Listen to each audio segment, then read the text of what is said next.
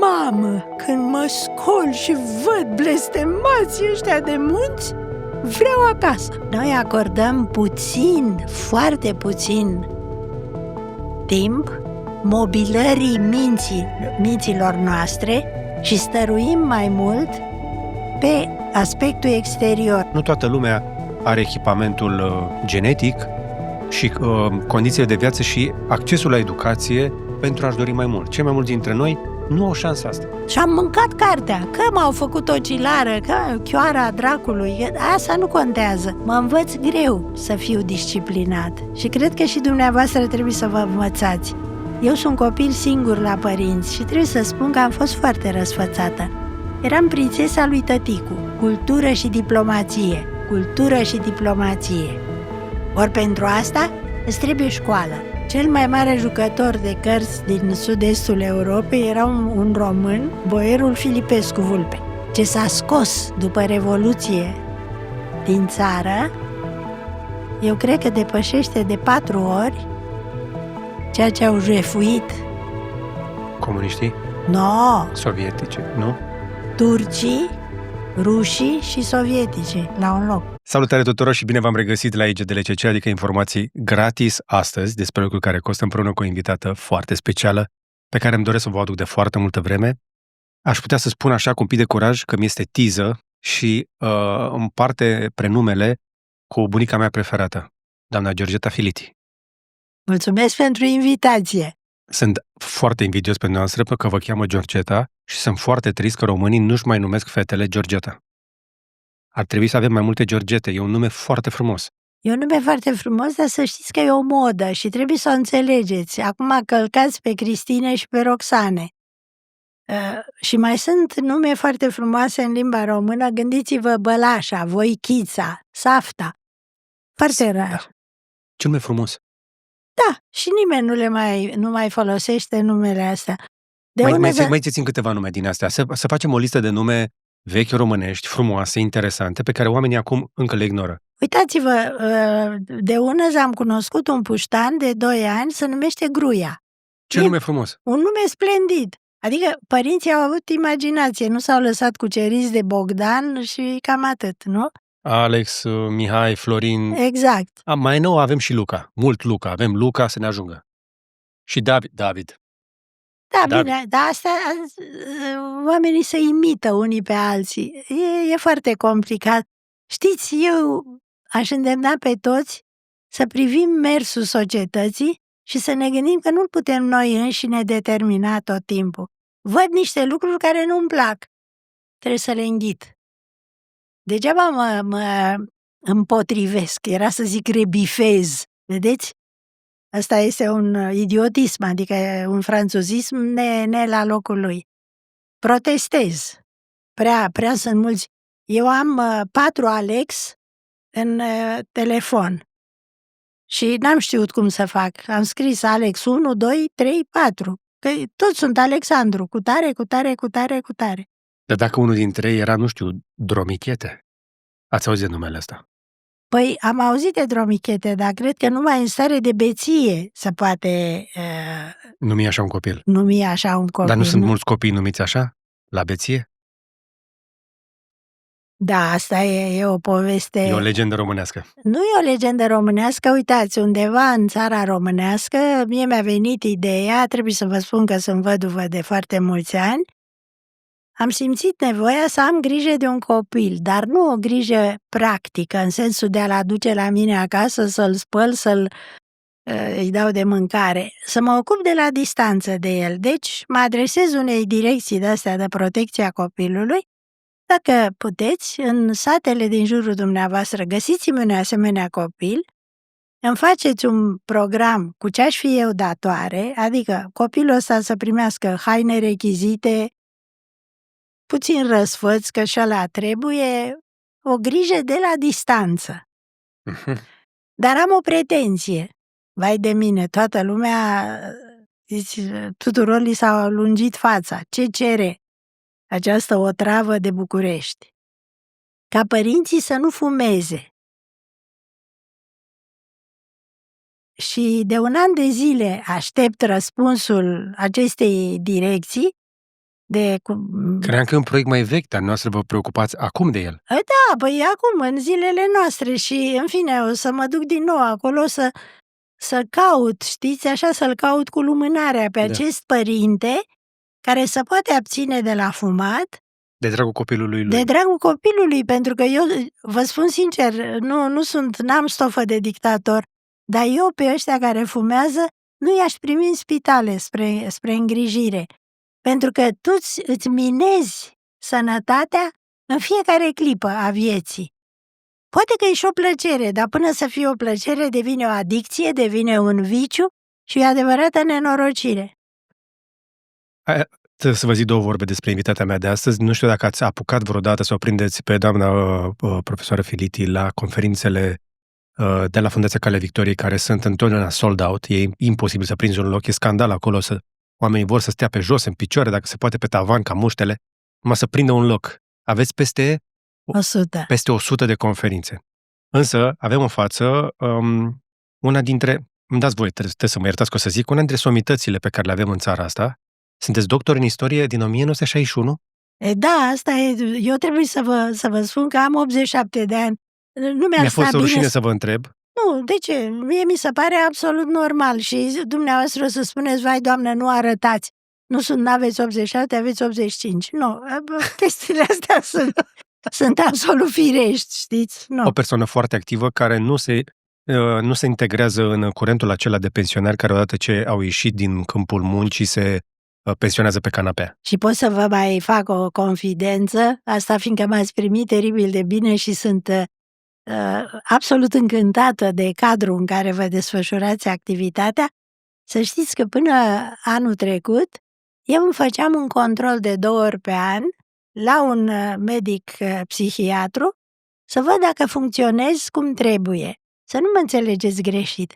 Dar dumneavoastră nu sunteți obligat, numai pentru că eu mă numesc Georgeta Filiti și lucrez la o fundație sau fac parte din Academia Română, să-mi ascultați spusele.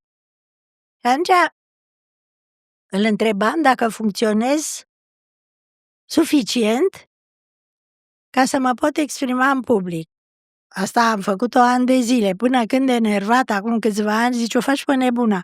Și mai repede mă ramulesc eu, ca doctor, într-adevăr, era puțin mai în vârstă decât mine, e vorba de doctorul Bălăceanu Stolnici, da, cu care eu mă înrudeam și atunci puteam prietenește așa să-l rog. Dacă simți că încep să am niște lipsuri, te rog să-mi spui ca publicul să nu fie înclinat mai curând să vadă, uite, baba, decât să vadă ceea ce transmit eu cu toată sinceritatea, cu toată răspunderea și dacă cineva vrea să găsește o critică, trebuie să mi-o spună și să știți că a fost cineva care în lunga mea carieră de conferențiar a protestat.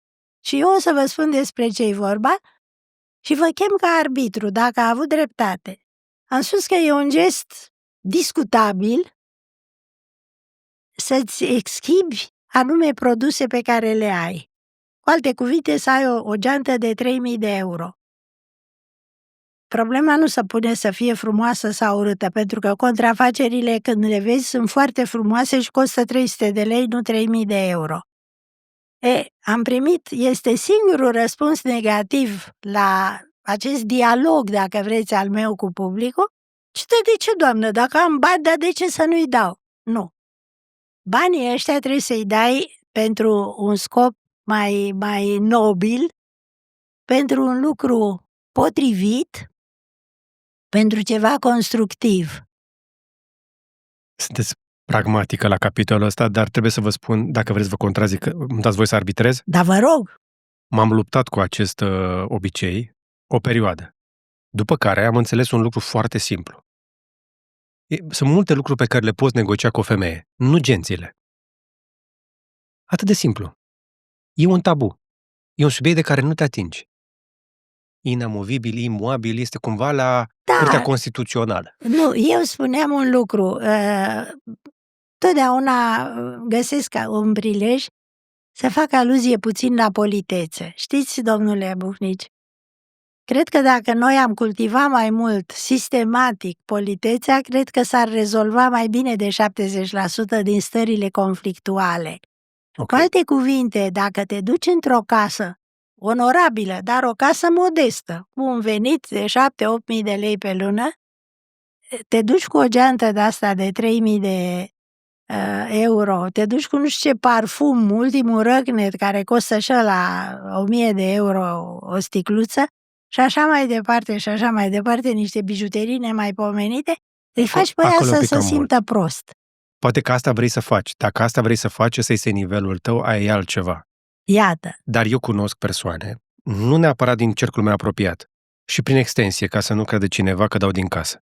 Am învățat chestia asta, în ultimii ani am învățat un pic forțat despre ce înseamnă care treaba cu femeile, pentru că eu din afară vedeam lucrul un pic diferit.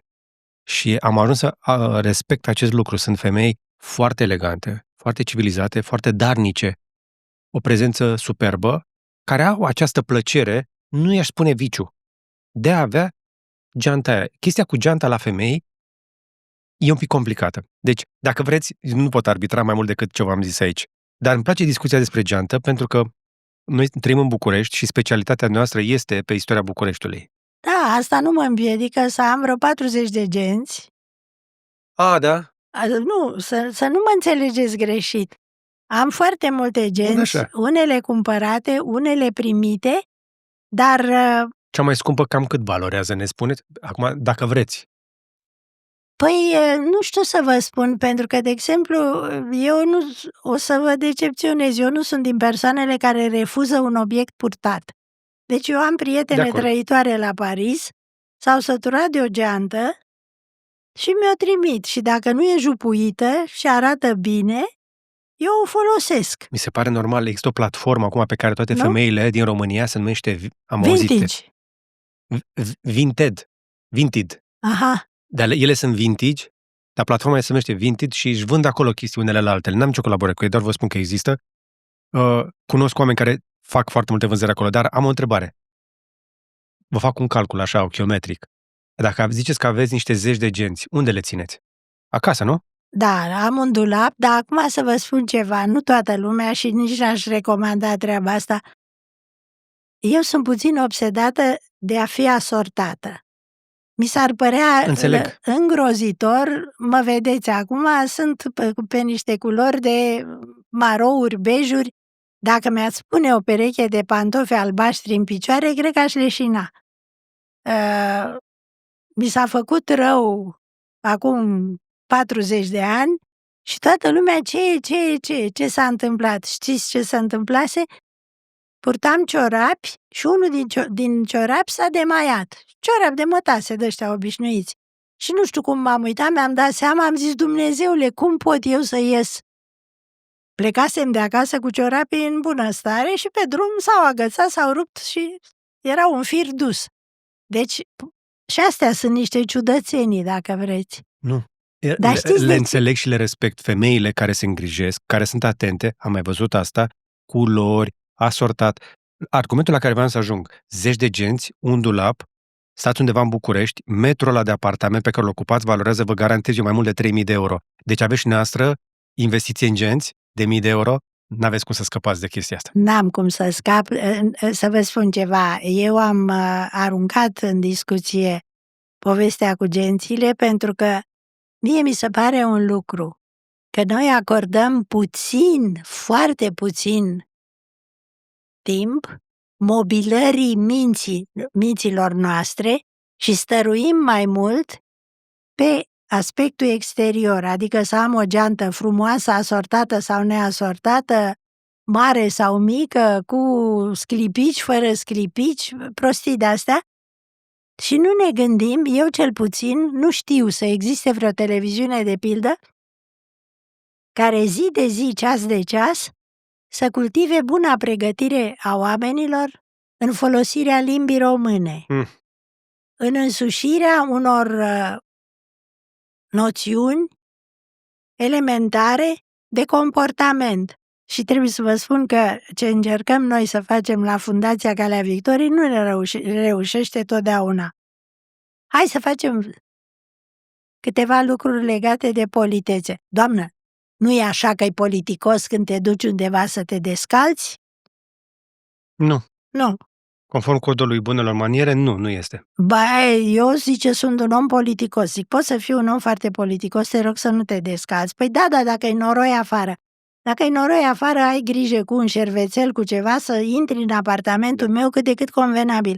Și dacă îmi murdărești ceva în casa mea, mă privește pe mine. Dar eu nu vreau să te văd în ciorapi. La Așa mine este. acasă. Așa este. E una dintre chestii pe care... Dar, pe de Păi altă parte... da, e la japonezi. Dar La noi nu japonezi e suntem în altfel. Japonia. Exact. Nu? Revenim imediat la informații gratis despre lucruri care costă, dar mai întâi vreau să vă povestesc despre Todome.ro, o firmă românească de top care redefinește calitatea și inovația în amenajarea casei. De la porți din fier forjat, au multe modele, garduri moderne și panouri decorative, până la carporturi, inclusiv cu fotovoltaice, preferatele mele, dar și porți culisante folosesc doar materiale premium, rezistente la orice condiții meteo și sunt fabricate la standarde superioare. Însă ce îi face speciali? Păi poți personaliza totul direct pe site-ul lor, de la dimensiuni la design, ca să se potrivească perfect stilului tău. Intră acum pe todome.ro, descoperă oferta și transformă-ți casa cu eleganță și durabilitate. Iar eu i-am ales pentru următorul meu proiect și tocmai de aceea îi recomand cu toată încrederea. Dacă vrei și tu reclamă aici, scrie-ne pe contact@aronbuhnici.ro. Bun, despre politețe am putea vorbi, cred, o sesiune lungă. Noi suntem la prima întâlnire, îmi doresc, Doamne ajută, să vă câștig răbdarea și timpul pe care îl oferiți cu atât de multă generozitate. Ați dat multe interviuri, faceți conferințele astea. Timpul este prețios. Și aș vrea să-l folosim împreună, măcar pentru prima ediție. Pentru cei care vor să afle mai multe despre doamna Filiti, aflați încă o dată că este doctor în istorie, are 97 de cărți și ar vrea să mai scrie încă vreo 10 din ce am auzit eu. Dacă n-ar mai da atâtea interviuri, atâtea podcasturi. Mai am, nu. Trebuie lucrurile făcute. Știți de ce? Schimbarea activității este la fel de bună ca o odihnă. Ăsta e un proverb englezesc. The change of work is as good as a rest. Ok. Și eu am totdeauna 3-4 lucruri de făcut. Iată, răspunzând invitației dumneavoastră, dar când mă duc acasă, după ora 5, voi continua traducerea jurnalului Reginii Maria pe anul 1934. Și pe urmă, după ce lucrez vreo 2 ore și am senzația, nu că m-am plictisit, dar parcă trebuie să schimb. Parcă vreau să fac altceva. Și mă duc la ediția Dora Distria. Pentru că e un manuscris, Dora Distria este o strămoașă a familiei mele. Am corespondență, am un manuscris uriaș al ei și nu reușesc să-l termin pentru tipar. Și deci e un motiv de grabă. Dacă m-am plictisit și de Dora Distria, îmi aduc aminte de scrisori. Eu am publicat de 20 și ceva de ani scrisori într-o revistă care mie mi-e foarte dragă, Magazin Istoric. Pe vremuri, oamenii își trimiteau scrisori și s-au adunat vreo 500 și acum pregătesc volumul. Pentru că dacă vreți să cunoașteți într-adevăr o societate, citiți scrisorile. E vorba de majoritatea sunt scrisori particulare și credeți-mă că merită. Pentru că una e ce discut eu public cu dumneavoastră, în ideea că mă vor asculta și alții, și atunci trebuie să mă cenzurez, nu? Și alta e când știu că ceea ce vă transmit dumneavoastră rămâne între noi. Și atunci vă povestesc toate beteșugurile, toate amorurile, toate scandalurile, certurile cu vecinii și așa mai departe și așa mai departe. Una peste alta, e o adevărată bogăție această corespondență și să știți că sunt încă zeci de mii de misive în arhivele românești rămase inedite. De ce? Că nu se găsește unul să le culeagă. Sau ăla care le culege, cum sunt eu, nu poate să meargă de pași înceți. Dumneavoastră veniți dintr-o lume în care oamenii își luau timp, se așezau și își rezumau, își sintetizau ideile într-o formă care să merite trimisă într-un plic. Iată. Noi acum perorăm și poluăm prin mesaje pe WhatsApp. Noastră nu aveți, că aveți telefon clasic, cu butoane. Da. Felicitări! Cu toate astea, în lumea modernă, noi nu prea ne mai trimitem scrisori, deși am întâlnit oameni care își trimit cărți poștale. Am întâlnit oameni de genul ăsta. Măcar atât să mai rămână din ceea ce trimitem pe hârtie, Știți, să rămână scris. Pot să vă pun o întrebare, deși s-ar cuveni ca eu să fiu cea care răspunde tot timpul, dar faceți-mi o favoare. Dacă vă întreb ceva, credeți că îmi puteți răspunde? Așa cum secolul XVIII, secolul fanariot la noi, așa cum epoca modernă, epoca naționalităților, secolul XIX, de ridicare, de afirmare a națiunii române, au avut niște elemente pozitive și dacă vreți pot să vi le înșir. Momentul de față în care eu, prin vârsta pe care o am, de acest moment mă simt tot mai înstrăinată. Care sunt elementele pozitive ale epocii noastre, afară de această năvală colosală a tehnicii? Că-i zici inteligență artificială, că-i zici telefon cu nu știu ce taste și cu nu știu ce virtuți, să aflu vremea și să aflu cât de late sunt bulevardele din nu știu ce oraș, Sao Paulo. Care sunt elementele care îi privesc pe oameni, nu tehnica care năvălește asupra lor, de natură să particularizeze epoca noastră? O întrebare foarte bună. Noastră este unul din răspunsurile la această lume pe care eu încerc să le aduc aici în studio.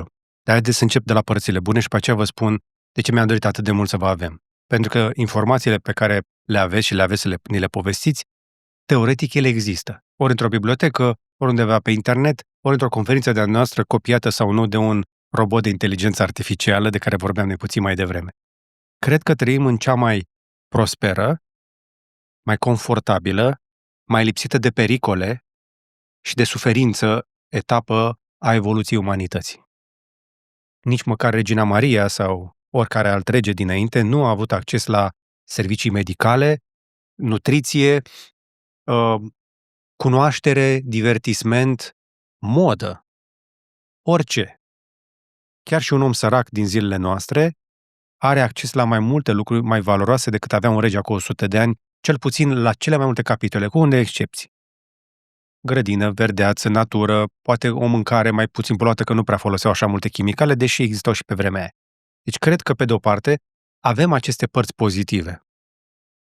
Minusul pe care îl avem este că suntem supraîncărcați cu informație, iar mintea noastră nu a evoluat pentru a interacționa cu atât de mulți oameni deodată, deci ne stresează interacțiunea cu prea mulți oameni, unul la mână. În afară de interacțiunea cu alți oameni, mai văd această problemă a comparației cu oamenii ăia, pentru că întotdeauna ne comparăm în sus și atunci vedem ce nu avem, deși, eu am mai povestit aici, eu am fost în Africa, am un termen de comparație. Acolo mă plimbam prin piața din Kasese, din Uganda, zici că eram rege. Deși eram un pârlit de turist, pantalon scurt și un tricou și niște firfirei prin buzunar. Dar oamenii se uitau la mine puțin ciudat că eram de pe altă planetă, pentru că ei își vindeau în praful ăla niște legume, niște chestii ce aveau ele în curte. Deci știu ce înseamnă chestia aia.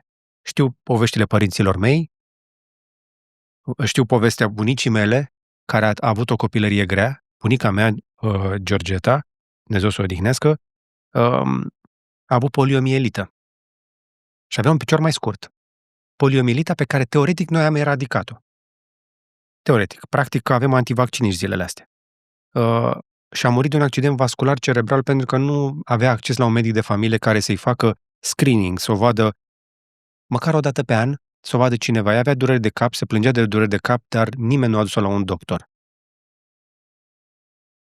Deci dacă vreți un teme de comparație, eu cred că trăim vieți mult mai bune, dar ne este din ce în ce mai greu să identificăm partea bună din ele, pentru că suntem supraîncărcați, suntem suprastimulați. Dar nu credeți că aceste înlesniri pe care noi le avem și sunt evidente și pe care dumneavoastră atât de inteligent le-ați înșirat, duc la lenevirea spiritului nostru? Da și nu. Unii oameni sunt în stare să facă din foame și din frică principale stimulente ale vieților noastre combustibil pentru reușită în viață. Am avut în locul dumneavoastră pe doamna Tibacu, care a fost primul general femeie din istoria României și care mi-a povestit o carieră și o viață, mi se face pielea de găină când mi-aduc aminte. Recomand oricui să caute episodul aici pe canal. Femeia aceea a fost în voia sorții. Zeci de ani.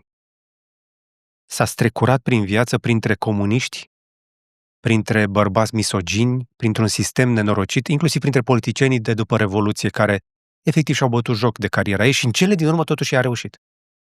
Nu putem ști care ar fi fost potențialul ei maxim, pentru că femeia, ca și dumneavoastră, femeie excepțională. Acum, știți, povestea asta e puțin cu dus și întors. E foarte simplu să mă așez pe o canapea comodă și să încep să mă văd că femeie fiind am fost persecutată. Eu am avut un singur episod în viața mea și poate că până la urmă mi-a priit. Aveam nu știu ce poveste sentimentală nefericită la București, eram în cercetare, eu am trecut din facultate, direct am intrat în cercetare la Institutul Nicolae Iorga și mi s-a năzărit să candidez la o conferință la Cluj. Aveam toate elementele posibile, adică eram îndreptățită, aveam un doctorat, aveam lucrări cu tare, să mă duc la Cluj să iau această catedră. Și cum eu îmi dădusem doctoratul exact la Cluj și cunoșteam oarecum lumea universitară de acolo, mi-l dădusem chiar cu rectorul, prima persoană pe care am anunțat-o de intenția mea a fost chiar rectorul. Omul foarte drăguț a spus, sigur că da, doamnă, ați fost remarcabilă, ați făcut, ați dresat, dar eu voi vota împotrivă. Vă dați seama când îți spune rectorul, nu primul om de la colțul străzii, zic, de ce? Pentru că sunteți femeie. Ați întâlnit și dumneavoastră chestia asta. Deci am întâlnit-o și sigur, povestea spre norocul meu, fiindcă nu știu cât m-aș fi integrat în mediul cultural clujan, nu pentru altceva, dar acolo trebuie totuși să știu ungurește, nemțește, rapid. Și astea poate mi-ar fi luat timp, nu știu ce s-ar fi întâmplat. Asta deja este istorie contrafactuală, dar a fost singurul moment. În rest, nu m-am simțit niciodată. Ați avut și șansa asta și asta ne arată că orașele sunt un loc unde putem să îmbunătățim civilizația umană și în orașe scade cantitatea de muncă, cantitatea de efort, crește lenea de care spuneți în contrabalanță, dar cineva care vrea să urmărească o carieră de succes are toate instrumentele. Absolut. Nu toți ne dorim asta. Nu toată lumea are echipamentul genetic și condițiile de viață și accesul la educație pentru a-și dori mai mult. Cei mai mulți dintre noi nu au șansa asta. Nu au șansa, dar dumneavoastră v-ați gândit ce mult ne lipsește nouă în ultimul timp? Ceva care eu socot că ar trebui să fie la îndemâna oricui, și anume ambiția. Da. Nu știu, poate că eu am greșit, domnule Bocnici, dar să vă spun, eu când am intrat în facultate, am zis, dar nu se poate să fie altul mai bine pregătit ca mine. Corect. Și am mâncat cartea, că m-au făcut ocilară, că chioara dracului, că asta nu contează. Și nu însemna neapărat să mă evidențiez, dar eram foarte curioasă și eu am rămas curioasă. Și dacă aveam un curs în care, sigur, dumneavoastră știți cum sunt cursurile, cum sunt cărțile, au un aparat critic care te trimite la altă carte și cartea aia la altă carte și eu nu făceam, când îmi pregăteam examenele, nu făceam decât să mă uit în 7 cărți și să găsesc răspunsuri pentru toate virtualele întrebări ce mi s-ar fi pus. Dar să știți că am făcut-o cu o plăcere, cu o curiozitate neostoită, cu o voluptate, aș spune, pe care eu am păstrat-o și astăzi.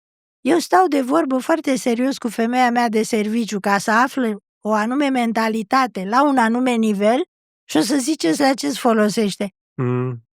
Că eu nu intenționez să deschid o firmă de curățenie și nu, dar vreau să iau pulsul societății în care trăiesc. Vreau să știu în ce mă mișc.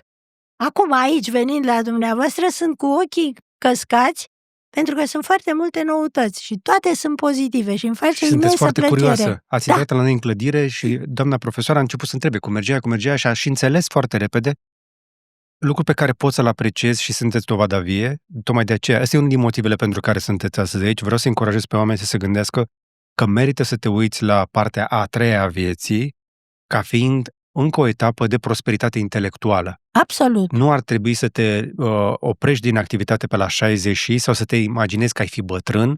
Da, dar tot eu trebuie să vă mărturisesc, sigur, odată cu generația mea am avut colegi care au urmat o carieră de profesor, muzeograf, ce puteai să ieși de la facultatea de istorie.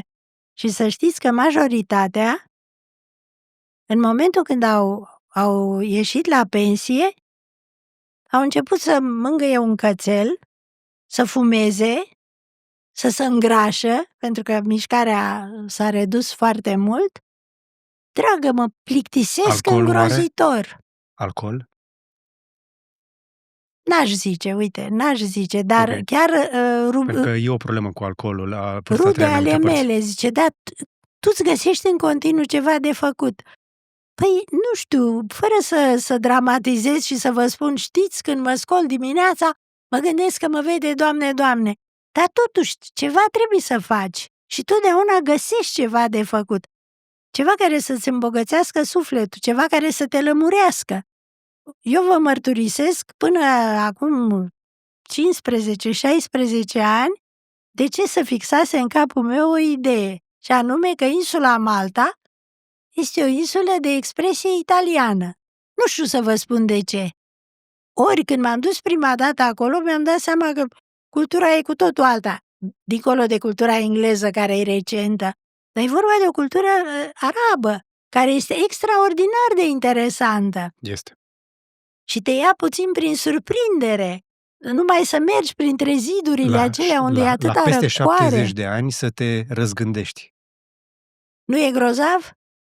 Să vezi că, și acum stau să mă gândesc de unde mi s-a fixat mie prostia asta, ca pe urmă lucrurile să fie și mai bine conturate în defavoarea uimirii mele. Trebuie să vă spun că prima dată coborând din avion, acolo știți că este o atmosferă puțin înăbușitoare. Este.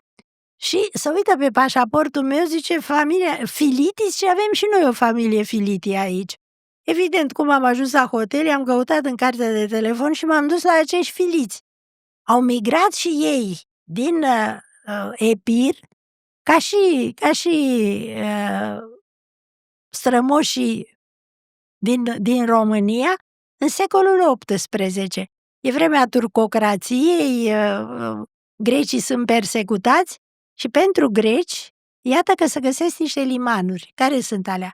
Țara românească, Malta, Viena, nordul Africii. Și atunci te duci la Alexandria și găsești greci câți vreți, veniți din această vreme, din acest răstip de secol XVIII, te duci în Malta, ăștia erau anticari, dar un anticariat de lux, frumos, prietenoși, drăguți. A fost o încântare, absolut o încântare. Bun. Destulă introducere. Sper că v-a dat un pic de motivație, pentru că partea asta a doamnei profesoare chiar voiam să o apucăm să o cunoaștem și mă bucur că sunteți atât de dornică să împărtășiți din experiența noastră de viață, pentru că ne dați speranță că viața poate fi împlinită, nu este doar suferință la vârsta a treia.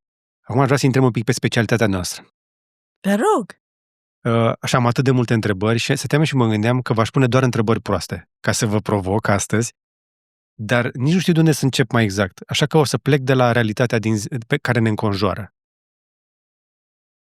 Cât de asemănător vi se pare Bucureștiul ca și comportament cu perioada fanariotă?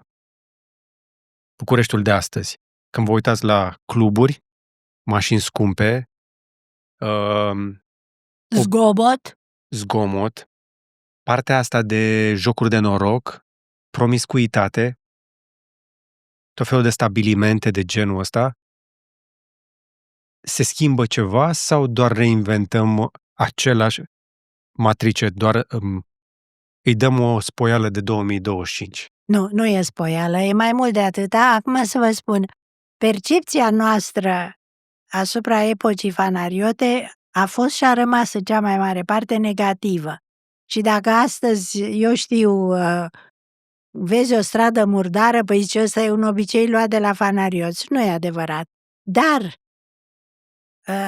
invectivarea fanarioților, să știți că nu e o realitate contemporană. Lucrurile încep încă din vremea liberalilor și persoanele cele mai proeminente care au făcut această critică nediscriminată, de sus până jos, a epocii fanariote, au fost Cogălnicianu și Bălcescu. Asta este, dacă vreți, și o caracteristică a noastră.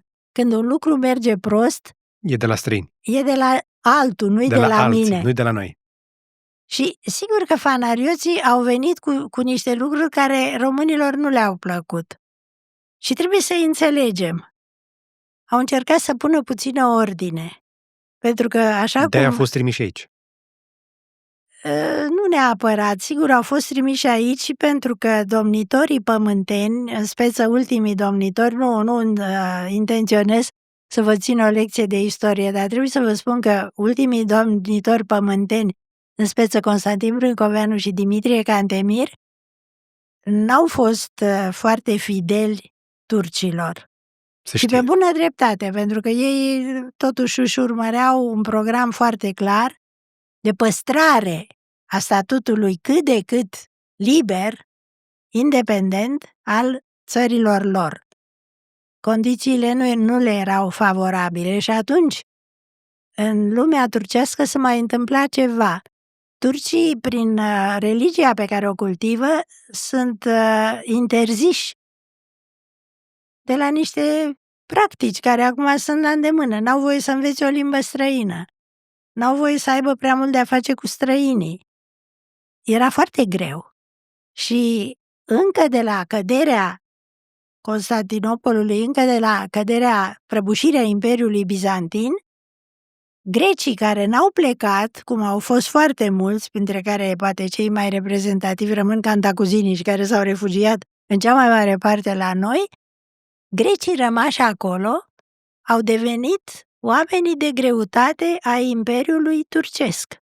Și în această calitate de diplomați, de medici, să știți că au făcut absolut minuni. Ei stăteau îngrămădiți în acest cartier fabulos și aș folosi prilejul ăsta ca să vă îndemn să vă duceți. Să vedem fanarul? Să vedeți fanarul, pentru că este absolut fabulos. Nu e ce credeți. Adică, nu știu dacă se poate imagina, sunt case mici, înghesuite, suprapuse, policrome, sunt o frumusețe și e foarte denivelat. Urci, cobori, scări nesfârșite ca să ajungi la Palatul Patriarhal. Da, e un loc absolut minunat. Grecii, la rândul lor de acolo, ca să se afirme, ca să se impună, au făcut un lucru și mă întreb ce ar trebui să facă societatea românească ca să facă același lucru, și anume să învețe și iar să învețe.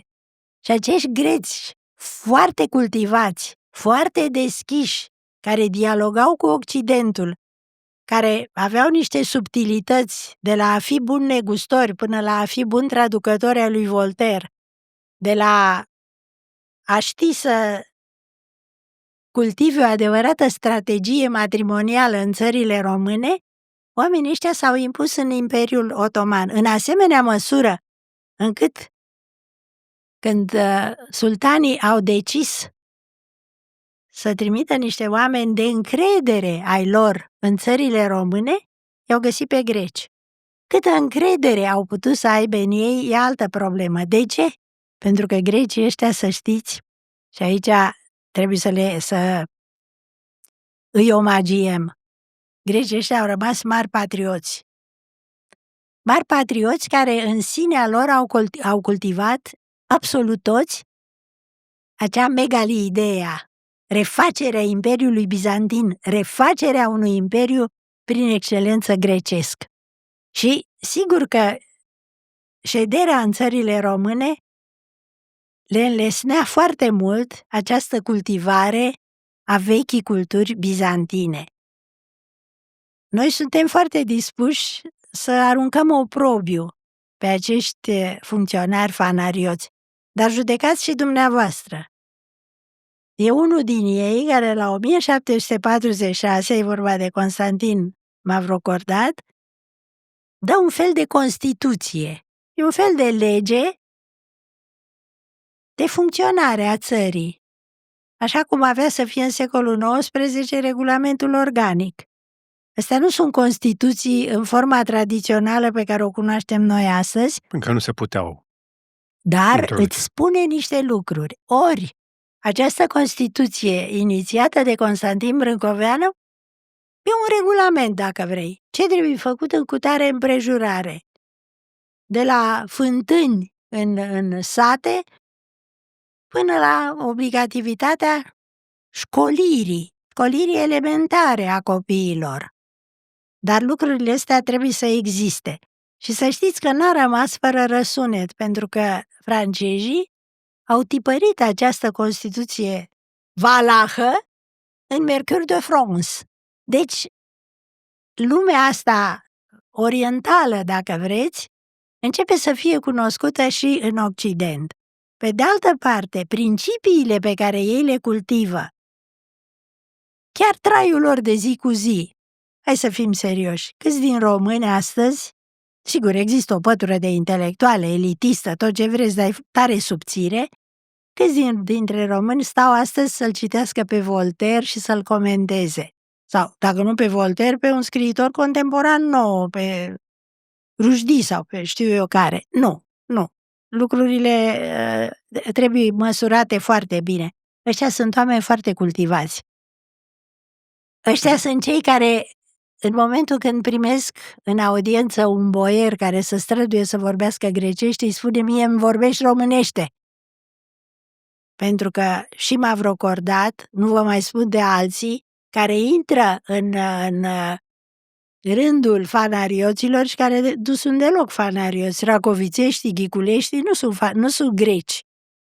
Sunt români, călimăchești, călmașul. Adică sunt absolut intrați într-un ruaj funcționăresc, într-un ruaj administrativ, dar ei sunt absolut români.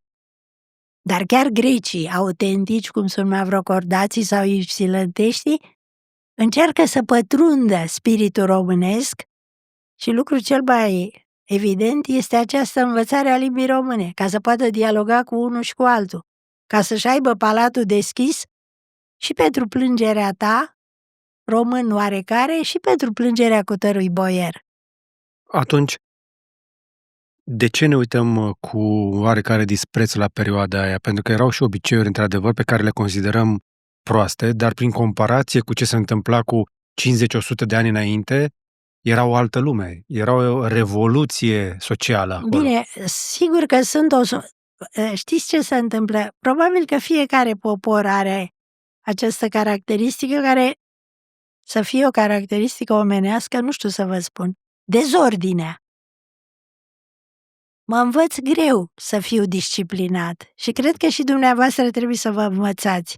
Eu sunt copil singur la părinți și trebuie să spun că am fost foarte răsfățată.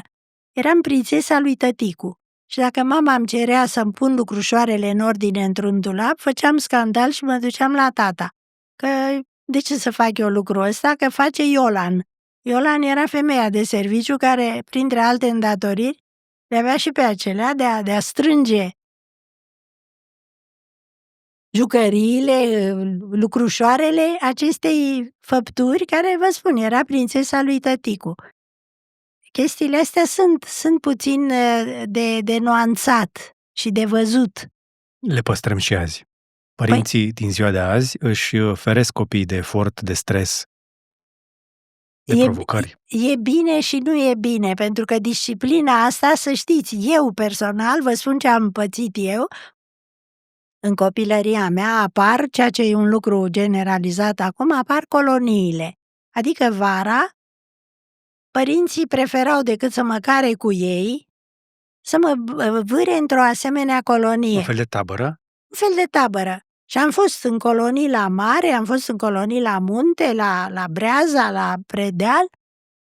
Mamă, când mă scol și văd blestemații ăștia de munți, vreau acasă. Vreau acasă. De ce vroiam acasă? La Fiindcă confort. a trebuit să intru într-un ruaj de disciplină care, dacă vi-l spun, n-avea nimic scandalos în el. Te-ai sculat, trebuie să-ți aeresești patul, să-ți strângi lucrușoarele, să le pui în dulăpașul tău, trebuie să mănânci toată mâncarea care ți se dă, dar nu vreau. Foarte bine, înseamnă că te-ai săturat, te scoli de la masă. Păi desertul?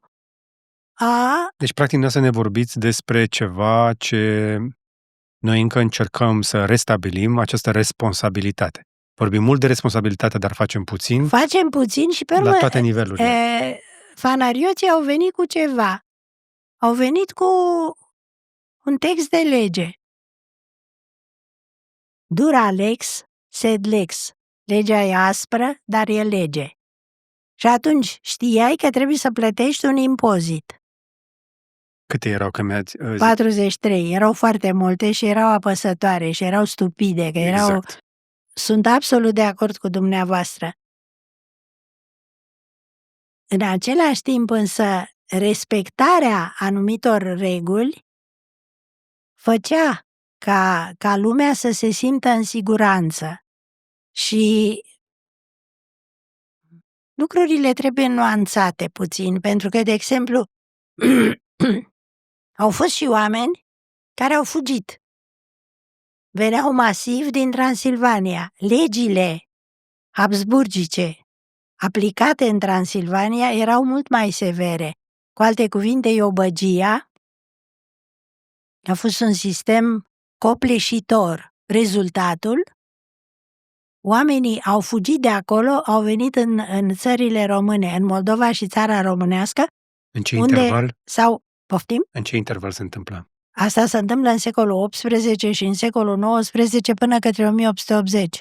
Mi se pare valoros ce spuneți, pentru că noi, în prezent, ne uităm către Transilvania, care întotdeauna ar fi fost mult mai civilizată decât... A fost foarte civilizată, foarte ordonată, dar să știți că... mult mai aspră. Mult mai aspră, iar fiscalitatea a fost absolut copleșitoare. Și așa a făcut că aici s-au creat sloboziile, pentru că la urma urmei eu nu mă duc undeva unde e mai rău. Eu mă duc unde e mai bine. Și atunci fanarioții au creat niște condiții. Scutire de impozit pe 3 ani. Îți dau atâta loc și îmi dai dijmă numai atâta, nu cât dădeau ceilalți. Și aceste slobozii au devenit niște locuri înfloritoare, râvnite de foarte multă lume și au creat și disensiuni cu autoritățile habsburgice, care vedeau că le fug oamenii. Vedeți, cam același lucru s-a întâmplat în secolul XIX cu evreii. Dar se întâmplă și astăzi. Avem aceste zone de liber schimb, zone de scutiri de taxe. Dacă vrei să atragi valoare, oameni cu abilități antreprenoriale... Trebuie să-mi creezi niște condiții mai bune, nu? Trebuie să-i atragi cu ceva. Să-i atragi cu ceva. La 1800 în Moldova erau 40.000 de evrei. În 1864 erau 400.000. Vreți să-mi spuneți că evreii ăștia mânați de niște condiții imposibile existente în Galiția și în Rusia, asta unde se făceau pogromuri aberante și unde condițiile de persecutare a evreilor erau explicite, erau îngrozitoare, nu discut treaba asta. Dar un lucru rămâne. Oamenii ăștia au venit în Moldova nu de rău, ci de bine. Pentru că Moldova era mai bine. În Moldova era mai bine ca să-ți înzețești.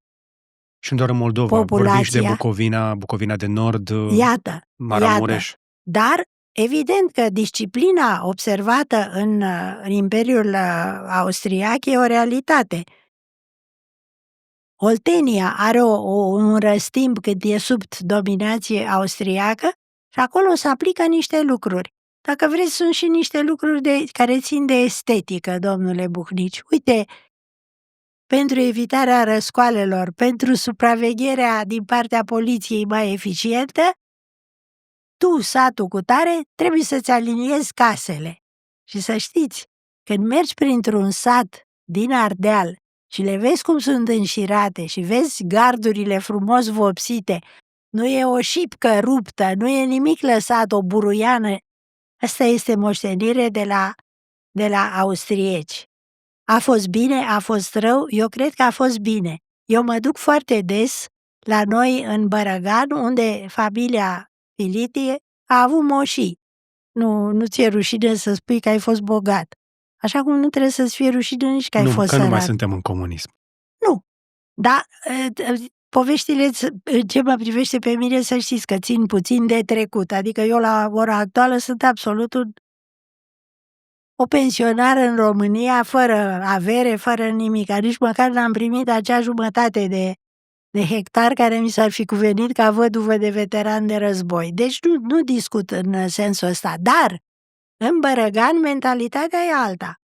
Mă duc la fosta moșie de la Alexei, care e undeva la câțiva kilometri de Slobozia, și mă uit cum Vasile stă la poartă, pe o băncuță, gata să se prăbușească, gardul e jumătate la pământ.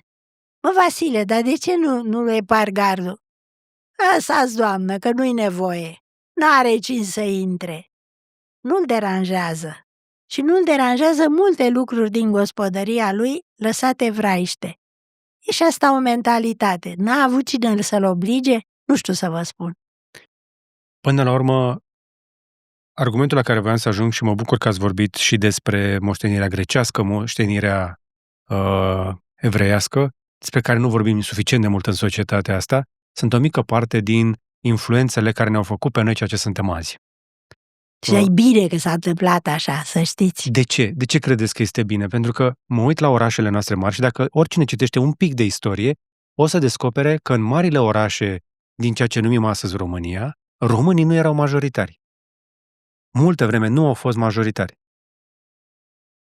Da. Mă uit la Iași, mă uit la Cluj-Napoca. Nu numai că n-au fost Timișoara. majoritari, dar nici n-au fost factori de decizie, că asta e foarte important. Vedeți dumneavoastră, toată Transilvania, aici dați-mi voie să vă vorbesc de un domeniu care mi-e foarte drag. Eu n-am decât o singură facultate, că pe a doua nu m-au lăsat să o fac și am să vă spun și de ce.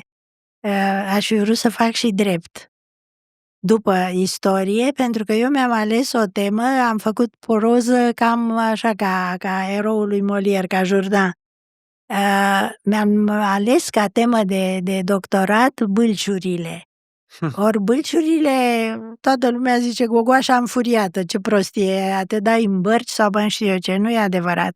Asta este o instituție care îți arată și continuitatea în spațiul românesc și legislația folosită este de expresie romană.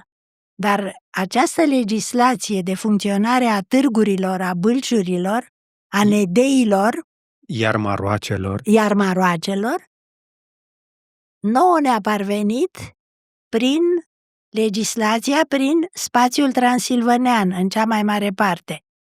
Și atunci simțeam nevoia să aflu mai mult. Că n-am făcut facultatea, nu contează, dar am citit enorm de mult și am acoperit această pată albă care rămăseseră țările române. Cum adică țările române n-au avut bâlciuri? Păi, trebuiau să aibă aceste bâlciuri pentru că ce este?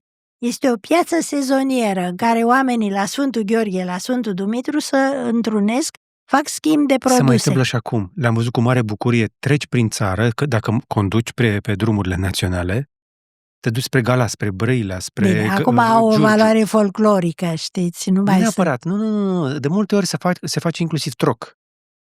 Bun, asta este piața săptămânală, sigur că Un fel de obor, îi mergem și obor. Da, păi uite acum, în Cotroceni au reapărut și astea sunt adorabile. Duceți-vă și în Anglia, la fel. Englezii sâmbătă sau duminică... Da, le spunem farmers market. Da. Eu vorbesc de piețele alea în care te duci și cumperi la sac gogonele să le bagi la murat. Dincolo te duci, ăla îți vinde cine știe ce chestii de ferometal. La Lungulețu. Lungulețu. A fost o moșie cumpărată din banii lăsați prin testament de Dositei Filiti. Dositei Filiti este un personaj foarte interesant, e un călugăr de la Zița, e născut la Paracalamos, lângă Zița, lângă Ioanina, la 26 de kilometri de Ioanina. Nu, să nu vă închipuiți că toate noțiunile mele de istorie sunt așa de precise, dar e vorba de familia mea. Bun, deci acest Dositei e un călugăr care vine în țara românească, era școlit, urmase o școală serioasă la Arta, tot în Grecia continentală, și aici se deosebește de ceilalți, așa cum s-au deosebit și evreii, și armenii, și iată grecii. Se înalță până ajunge mitropolit al țării. Mitropolitul Dositei Filiti e o figură foarte interesantă. La un moment dat, stă în catedrală, ține slujba și intră în transă. Nu vă scandalizați, că eu vă povestesc ce ne istorisesc documentele și nu înseamnă că îi fac reclamă sau îl cred. Vă spun ce s-a întâmplat atunci. Povestea era în 1808 și a prevăzut înfrângerea lui Napoleon. Ca să prevezi așa ceva, în 1808, nu numai că era neobișnuit, dar era și periculos. Știți că, totuși, Napoleon tăia și spânzura în Europa, aș spune. Dar el, prin testament, a murit la Brașov în 1826, se deschide testamentul și își dă seama de un lucru, sau și-a dat seama de un lucru cât a trăit. Popoare mici, cum sunt valahii, românii și grecii, nu se pot afirma decât prin două elemente, pe care le reia și Cogălnicianu, pe care ar trebui să le reluăm și noi, să le reluăm la nesfârșit. Cultură și diplomație, cultură și diplomație. Ori pentru asta îți trebuie școală. În momentul de față, sau în momentul acela, 1826, noi nu aveam facultăți care să-ți creeze un jurist să se impună, un profesor care să se impună, un traducător al lui Platon care... Nu aveam așa ceva. Și atunci facem burse. Cum facem burse? Ne trebuie bani, nu? A lăsat foarte mulți bani, o să spuneți de unde. Asta istoria nu mai spune de unde a avut bani. Veneau plocoanele la mitropolie. Iată. Deci a avut suficient bani. Veneau oamenii, se ploconeau, veneau cu dar. A lăsat 60.000 de galbeni. O pereche de boi era 4 galbeni. Asta vă spun ca să vedeți cam care e raportul. Suma asta a lăsat-o să fie cumpărată o moșie din exploatarea căreia să se instituie burse. 298 de burse s-au dat până în 1911, au început în 1842 până în 1911. Știți ce au ajuns ăștia? Prim-ministri, rectori, profesori, puericultori, teologi de geniu și așa mai departe și așa mai departe, pentru că în regulamentul de funcționare al așezământului Dositei Filiti, distrus de comuniști, ca să fie clar ce s-a ales de el, praful,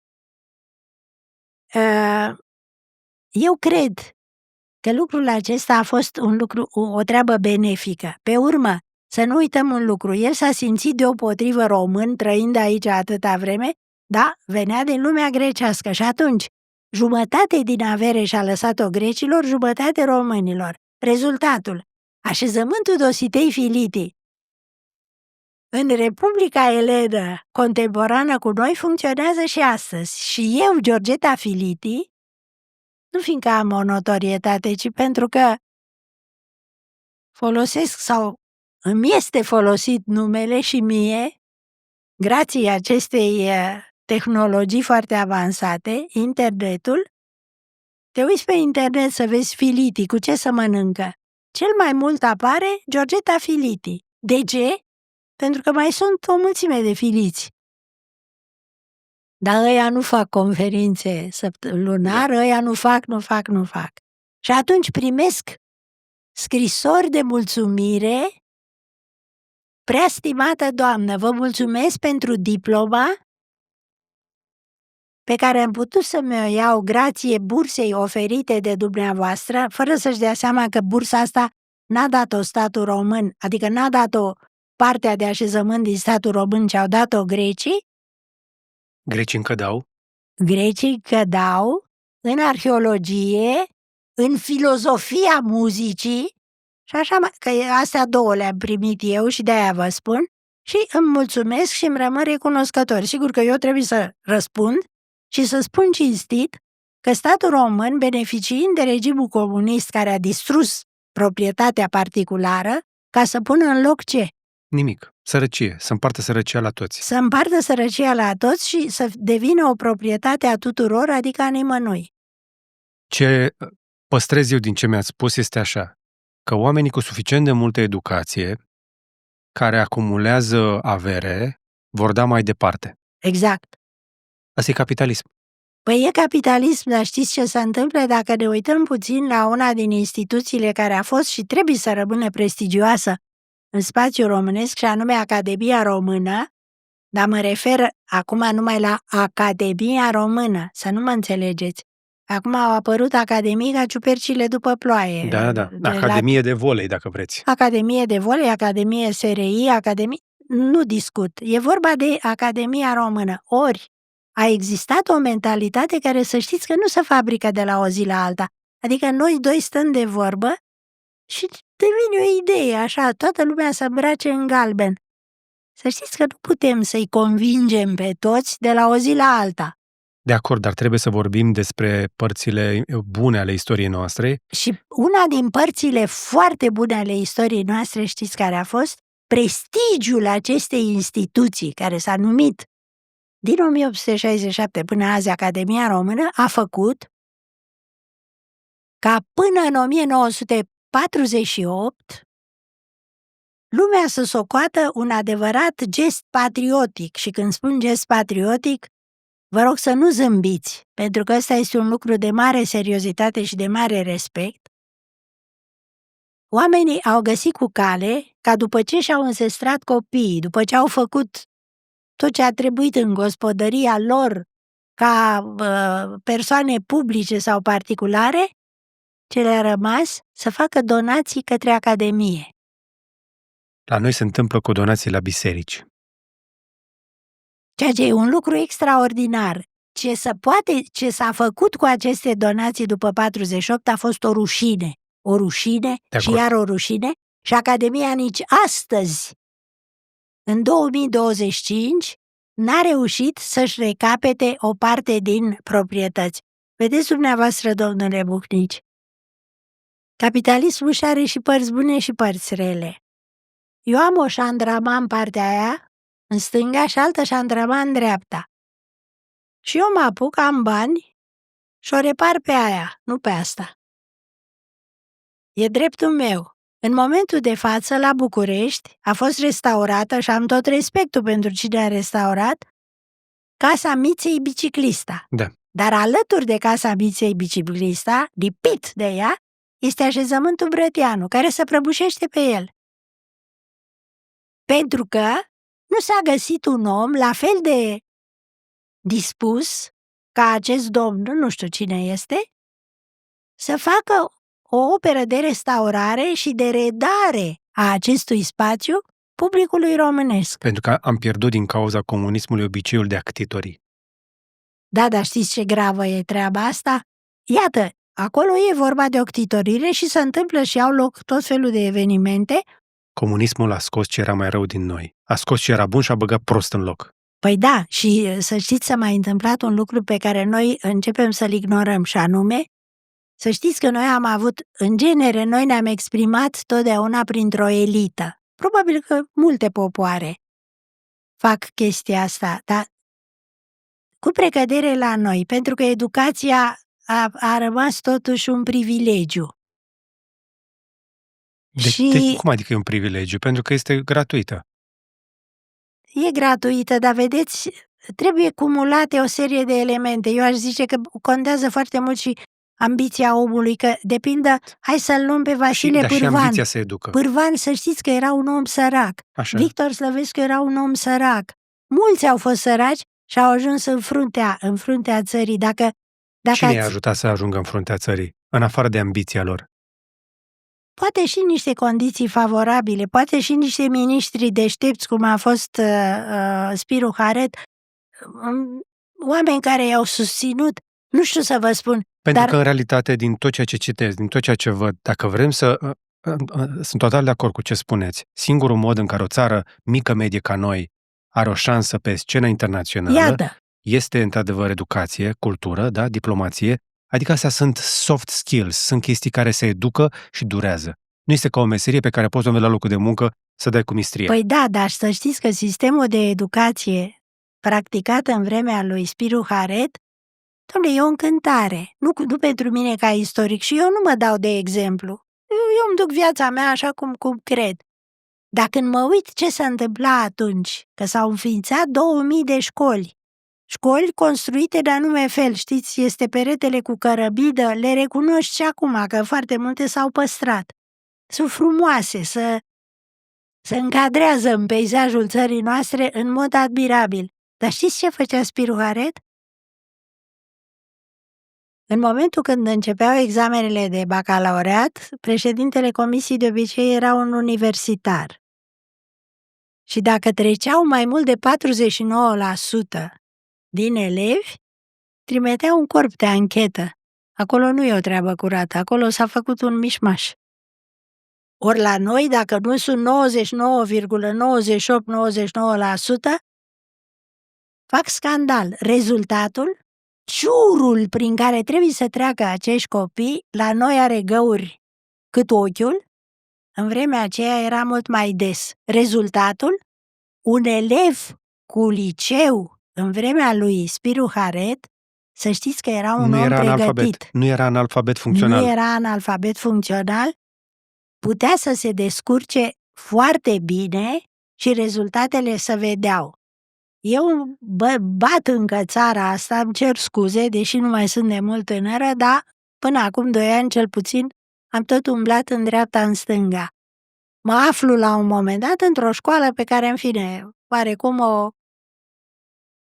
susțineam spiritual, dacă vreți, undeva în provincie, aveau locuri libere, locuri vacante de profesori și eram la director în cabinet și apare o fetișcană care avea liceul. Nu știu ce note luase, dar vede că sunt posturi vacante și directorul întreabă, ce ai vrea? Ce e egal? Matematică, geografie, română, orice pot să predau. Domnule Buhnici, eu mă îndoiesc că numai cu un liceu actual tu ești în măsură să predai unor liceeni materiile pe care le-am pomenit. Un copil acum 4 ani să predea altor copii astăzi și să-i împingă în sus. Și atunci această bagiocorire a școlii, 29 de miniștri de la Revoluție ai învățământului, poate bine intenționați. Eu nu-mi permit să-l critic pe niciunul, dar fiecare cu ideile lui. Nu contează cât de bine intenționat, trebuie să măsurăm și după efect. Nu e așa? Și atunci suntem într-un punct în care avem analfabetism funcțional și, din nou, noastră aveți specialitatea asta de istorie. Țineți conferințe, oamenii vin, văd această dorință a celor care ne urmăresc și pe noi, că puteau să facă chestii mult mai distractive decât să ne asculte pe noi vorbind deja de vreo oră. Există poftă, foame de a învăța, de a cunoaște. Categoric. Problema este că la prima etapă, când se fixează personalitatea, când se fixează aspirațiile, dorințele, în acea fereastră destul de timpurie, care se închide la 24 de ani, cele mai importante lucruri le cam fixezi până la 24 de ani, pierdem oameni care nu știu ce a fost comunismul, nu știu ce a fost înainte de comunism. Hai să vă spun ceva. Și sunt foarte atrași în zilele noastre de tot felul de idei și de curente, de trenduri. Păi da, și știți ce se întâmplă? Ești atras de curentul ăla, dar trebuie să pricepi ceva din el, nu să te duci așa ca bou înainte. Hai să vă spun un lucru. Asta poate simt nevoia să mă mărturisesc în fața dumneavoastră ca să înțelegeți și de ce fac lucrul ăsta. Eu sunt geamănă. Ăștia geamănă ca zodie. ăștia rămân niște oameni foarte curioși toată viața și oarecum neliniștiți. Că eu pot să-mi mănânc pensia sau să stau să mă uit pe pereți sau să mă uit la telenovele sau să brodez sau Dumnezeu știe ce să fac. Mi s-a părut interesant să fac niște procese ale diavolului. Și m-am dus la un liceu cu profil de istorie. Și am spus directoarei, zic, uitați, aș vrea să fac lucrul ăsta, să-i stârnesc pe copii să gândească niște subiecte de istorie. Și atunci le-aș arunca 3-4 subiecte, aș constitui 2 echipe, pro și contra. Cu tare. Cât de valoroase sunt astea. Așa, pentru că atunci eu le dau bibliografia, trebuie să citească și trebuie să-mi justifice și să-mi argumenteze și să pledeze de ce cu tare personaj din istoria României rămâne un mare patriot, un mare român și ălălalt e un ticălos. Da. Știți că s-a făcut studiul ăsta în școli din Statele Unite, unde copiii care fac debate, că așa îi se spune, fac dezbaterile astea, după ce trec prin debate și trebuie să contraargumenteze anumite măsuri, anumite propuneri, inclusiv ale guvernanților, după ce trec prin dezbatere, își schimbă părerea. Și ne întoarcem la ideea de la început. Da. Ce minunat e să-ți schimbi părerea pentru că ai primit informație nouă și ai înțeles-o. Nu-i așa? Că de fapt asta e educația. Și acum judecați dumneavoastră ce ofeream eu, să mă înțelegeți, eu nu ceream bani pentru treaba asta, că mie îmi trece prin minte să cer bani pentru ce transmit ca istoric. Nu, chestia asta nu intră în capul meu de femeie. Bun. Nici măcar transportul n-ați vrut să mă lăsați să-l plătesc. Nu, dar mie mi se pare că trebuie să mă manifest totuși ca un cetățean, cu obraz. Cum să fac chestia asta? Nu-i ceream decât un lucru, să-mi pună la dispoziție o clasă și o femeie de serviciu să rămână peste program și, sigur, că o motivam eu pe femeia aceea 2 ore, 3 ore cât lucram cu acești copii. Și răspunsul directoarei a fost năucitor. Pentru cât mă plătește statul, nu sunt interesată. Ca și cum ar fi fost școala ei particulară și era o școală de stat. Ori, eu cred că ca să ne înțelegem deficiențele în educație, noi trebuie să ne uităm la mai mulți factori. Și unul foarte important este, nu vă supărați, plictisul profesorilor de istorie. Pentru că să știți că am asistat la ore de istorie la facultate. Stă și citește un curs, n-are deloc ținută convenabilă, sila, disprețul pentru auditoriu, plictisul, îi să citesc pe chip. Eu nu spun că toți sunt așa. Cum îi facem pe oameni să-și dorească? Cum renaștem curiozitatea?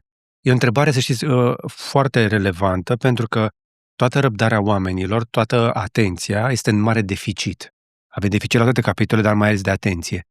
Avem inclusiv boli în care măsurăm deficitul de atenție. Răbdarea, atenția oamenilor este măcinată de social media. În asta n-aveți să știți că n-aveți pe telefon să dați așa cu degetul toată ziua și să vă țină creierul în mecanismul dopaminergic. Dar vă dați seama ce lucru parazit e ăsta, cât timp îți pierzi? Că pe nenorocitul ăsta se măsoară și chestia asta. Cei mai mulți oameni stau în minim 4 ore. Dumneavoastră vă dați seama că asta este un element de distrugere lentă, dar inexorabilă al societății omenești. Nu că nu-i numai la noi treaba asta. E îngrozitor. Eu sunt de acord că o să râdeți. Eu am un asemenea aparat deștept, dar stă acasă și îl deschid la 3 luni odată. Și atunci când îl deschid, constat că un pisoi să pupă cu o rățușcă sau viceversa. Încearcă algoritmul să vă prindă atenția. Știe că persoanele ca dumneavoastră, la vârsta, sexul, orașul, zona asta, încearcă să identifice repede ce vă place, ca să vă dea mai mult din chestia aia și să vă bage în perfuzia aia de dopamină. Bun, dar toate chestiile alea rămân și eu mi-am dat seama ce perfidă-i povestea asta, dar vă mărturisesc chiar așa că nu m-am prins. Uite, de exemplu, dacă se cheamă, nici nu știu dacă se cheamă filmuleț, că sunt câteva imagini, dar foarte concludente. Eu sunt mare consumatoare de muzică clasică. Și sigur că m-a atras când a văzut o pianistă interpretând una din muzicile cele mai complicate. E unul din compozitorii cei mai dificili, Rachmaninov.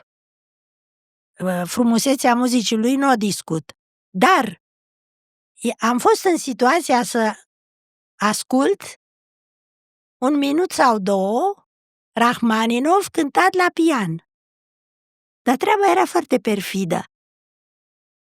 Muzica era lui Rachmaninov, pianul cânta minunat, pianista era desăvârșită, dar era îmbrăcată puțin probabil ca altă pianistă de muzică clasică. Adică avea un fel de fustă de 10 cm pe ea și toate picioarele erau goale, pulpele erau goale și le mișca într-un fel foarte senzual, aș spune. Sigur că atenția mea a fost atrasă de acest element care n-avea ce căuta, pentru că de obicei interpreții de muzică clasică sunt foarte convenabil îmbrăcați, ca atenția ta Să fie la muzică, nu să la fie picioare. la muzică, nu la picioare, nu? N-am priceput de ce e povestea asta, sigur că eu nu m-am lăsat acum cucerită și nici un virtual partener de lângă mine nu stătea să chiorască numai la picioarele acelea, dar ce-mi spuneați dumneavoastră, sunt aceste manevre care să fac, Da. aceste manipulări. Da. Eu n-am căzut pradă acestei manipulări De și ce? m-am dus și mi-am ascultat... De ce? Cum ați rezistat la tentația de a primi mai multă stimulare pe minut? Pentru că acolo era mai multă stimulare. Aveați muzica, ați spus că era de calitate. de foarte bună calitate. Pianista cânta frumos și mai avea și un corp atrăgător pe Dar care le expunea. trebuie să vă spun că pe mine această discordanță mi-a displăcut. Discordanță. Ce este discordanța? Haideți să Discordanța explicăm. între aspectul fizic, adică aceste picioare goale nepotrivite, și muzica foarte frumoasă. Și atunci... De ce e discordant? În momentul când ascult un concert clasic, eu, poate sunt de modă veche, vreau ca interpretul să fie îmbrăcat convenabil. Și convenabil nu trebuie să fie rochie lungă, neagră până aici, dar să aibă o anume grație în concordanță cu muzica pe care o cântă. Și pe chestia asta, văzând că nu există așa ceva acolo, mi-a trimis pe urmă imaginea asta mereu și am dilit-o. Un verb foarte românesc. Mhm. Interesant. Bun, asta e reacția mea, eu nu cer să toată lumea să reacționeze la fel, nu? Bine.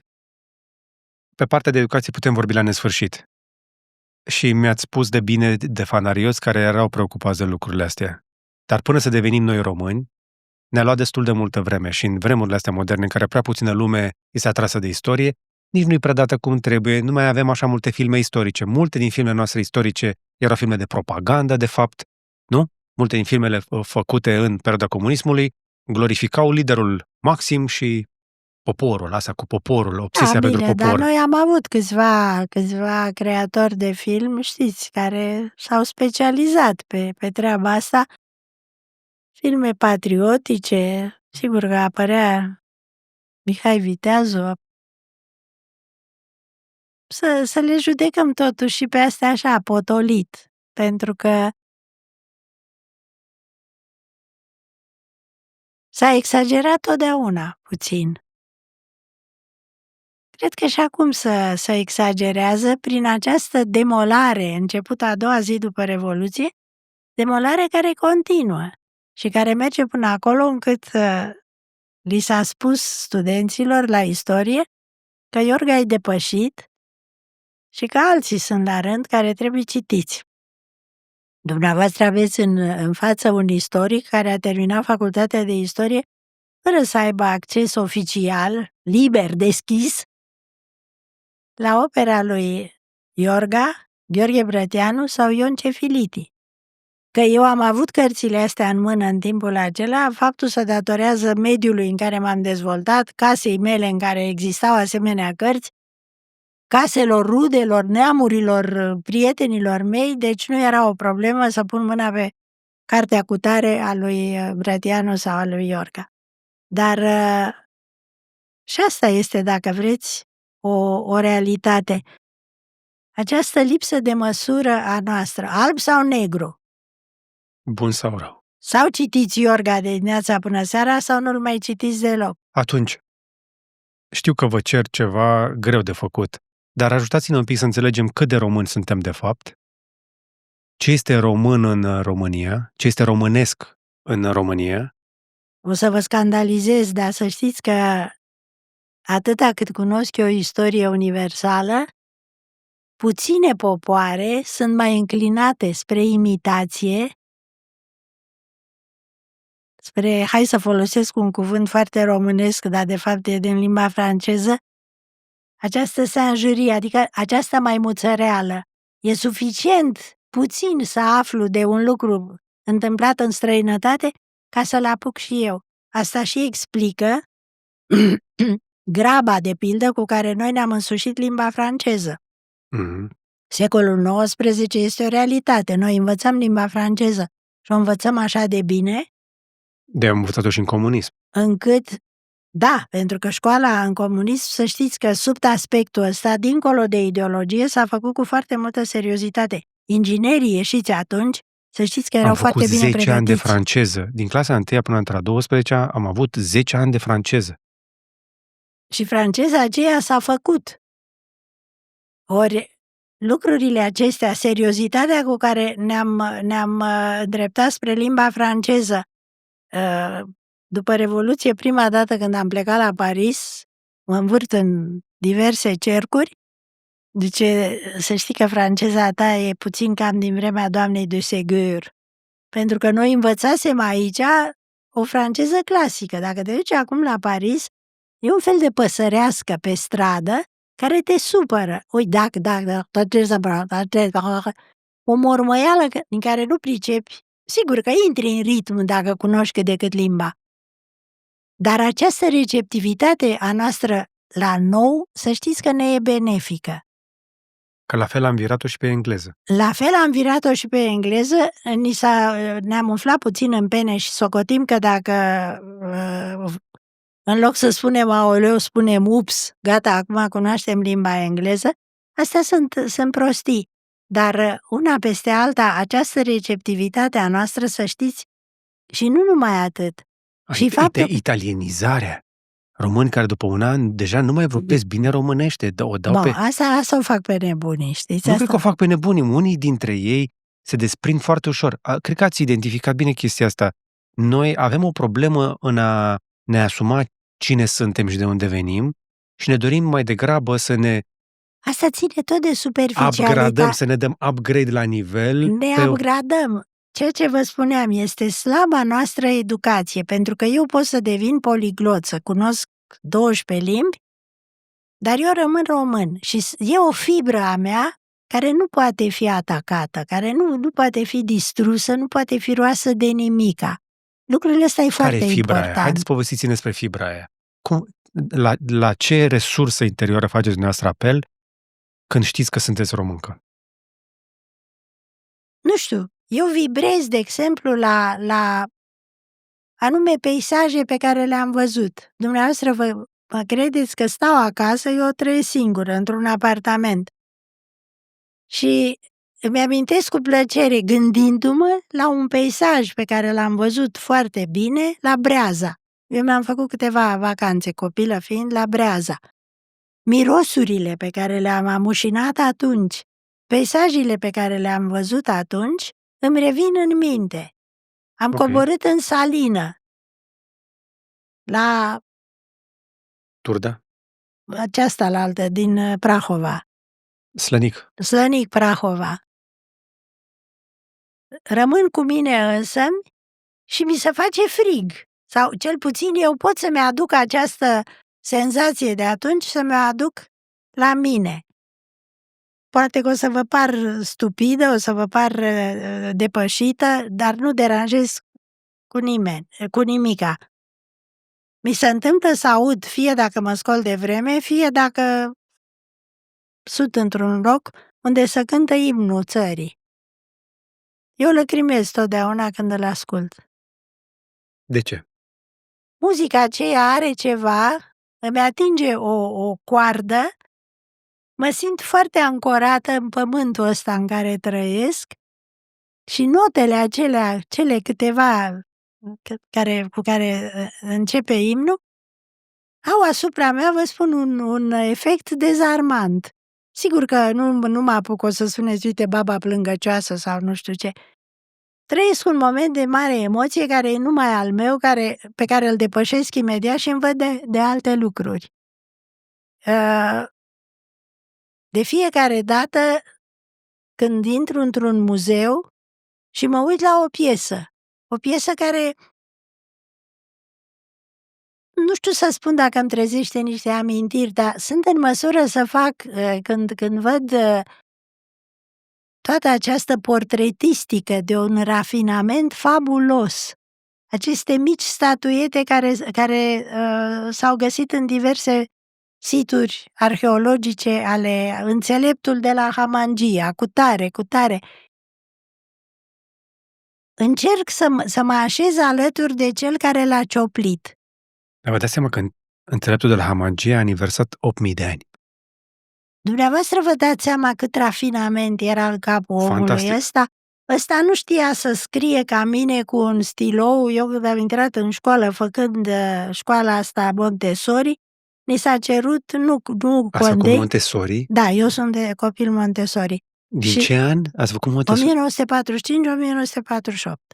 S-a mai păstrat, știți, că asta era o pedagogă italiancă, încă nu asimilaseră ăștia cu Mussolini și cu fascismul și chestii de felul ăsta și atunci am făcut. Ori, când am intrat în clasa 1-a, noi am primit, părinții au primit rugămintea să ne pună în față un maculator, deci nu un caiet cu linii, și un stilou. Și sigur că prințesa lui tăticu nu putea să aibă decât un stilou Montblanc. Și așa ceva am căpătat și în față un carton pe care scria mare numele meu, numele de botez, numele de familie. Și la ora 9, când am început prima lecție, până la 12, eu știam să mă iscălesc. Sentimentul de mândrie, de umflare în pene, de încântare, ce deșteaptă sunt eu, trăit în ziua aceea, nu l-am mai repetat nici când am ieșit prima din facultate, nici când mi-am dat doctoratul, nici când... nimic. Eu știam să mă iscălesc. Știți ce sentiment colosal a fost? A cui a fost ideea, nu-mi dau seama dacă doamna Montessori făcuse recomandarea asta, dacă familia Cociuban, e vorba de directoarea și soțul ei, care conduceau școala Cuibul cu Barză. Eu acolo am învățat și acolo s-a aplicat metoda asta. Nu știu să vă spun. Dar v-a oferit încredere? Încredere și inițiativă, fiindcă în fiecare... Știți? Și probabil că sunteți la curent cu lucrul ăsta. Sunt foarte mulți copii care cam plâng când trebuie să-i scoli dimineața să-i duci la școală. Eu mă sculam și începeam să bat repede din picioare, mai repede. Nu cumva să se întâmple ceva la școală și eu să pierd. Fiindcă acolo veșnic erau lucruri minunate. Veșnic profesoarele erau zâmbitoare, drăguțe și gentile. Aflam tot felul de lucruri, iar la sfârșitul săptămânii ne băteam cine ia hamsterul să stea cu el până lunea. Astăzi, dacă mi-ați da un hamster de ăsta, cred că l-aș lua de coadă și l-aș arunca peste casă. Dar atunci eram absolut încântați. Cum să facem? Tăiam hârtii, învățasem acum alfabetul, tăiam cuvântul cu tare, îl lipeam. Toată această manualitate care ni s-a creat. Să lipim, să tăiem, să dăm paginile. Era absolut minunat. Absolut minunat. Școala a fost o fericire, primii ani aceștia. Deci și școala face parte din ceea ce te face român. Absolut. Dar să știți că și acest patriotism inculcat nouă nu trebuie făcut pro forma. E o chestie foarte subtilă. Eu nu socot că a face un steag de 50 de metri și umbli de nebun cu el pe calea victoriei, nu cu asta dovedești că ești bun român. În schimb, că eu i-am ținut lecția și s-a uitat așa, a tăcut din gură. Deși eu mă așteptam să mă înjure. O mămică cu un copil îi dă un croissant și ambalajul îl aruncă pe jos. Eu ridic ambalajul și îl dau: "Doamnă, ați pierdut ăsta." "Nu, n-are decât să vină președintele să măture." Nu, zic, dacă ați păstra acest gunoi și l-ați arunca unde trebuie, ați dovedi că sunteți o bună patriotă. Eu socot că și ăsta, atitudinea civilizată, atitudinea civică a fiecăruia dintre noi, a faptului că noi dialogăm. Eu nu vă țin dumneavoastră un discurs și nici dumneavoastră mie, și asta este o formă de patriotism, pentru că din discuția noastră noi deslușim niște treburi. Plecând de aici, eu sunt îmbogățită. Eu devin o româncă mai nuanțată, mai știutoare, mai curioasă, mai interesată de niște lucruri. Ia să iau aminte. Să nu combat, să nu contest, să nu critic tot ce-i nou. Să fiu mai selectivă. Cum? Uite, mi-a atras atenția că lucrul acela are efecte benefice. Ăla, cu timpul, nu le are. Ia să mă gândesc.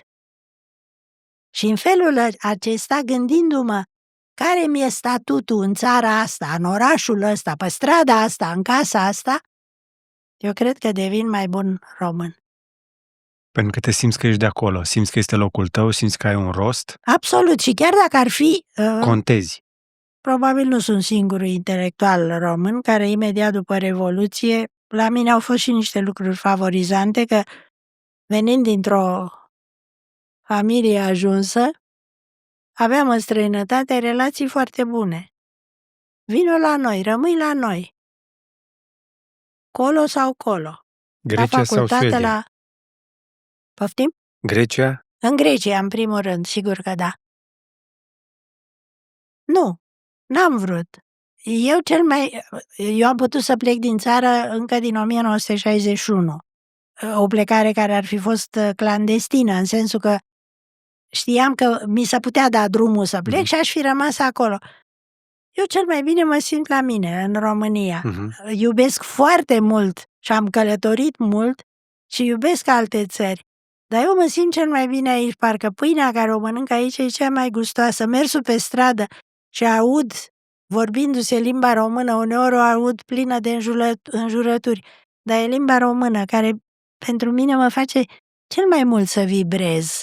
Mulți români, mulți dintre noi, cred că și eu am suferit o perioadă de păcatul ăsta, când mergeam în străinătate nu voiam să mai aud limba română, pentru că o asimilam cu comportamentul acela nepotrivit.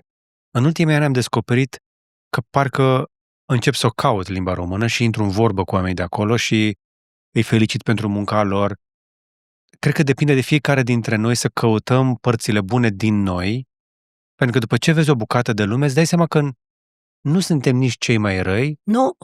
Și să știți că românii s-au manifestat totdeauna și în străinătate. Noi discutăm, eu am o emisiune de 5 ani, o țin la radio și în fiecare an o fac pe nebuna și vreau să renunț. Și ăia insistă.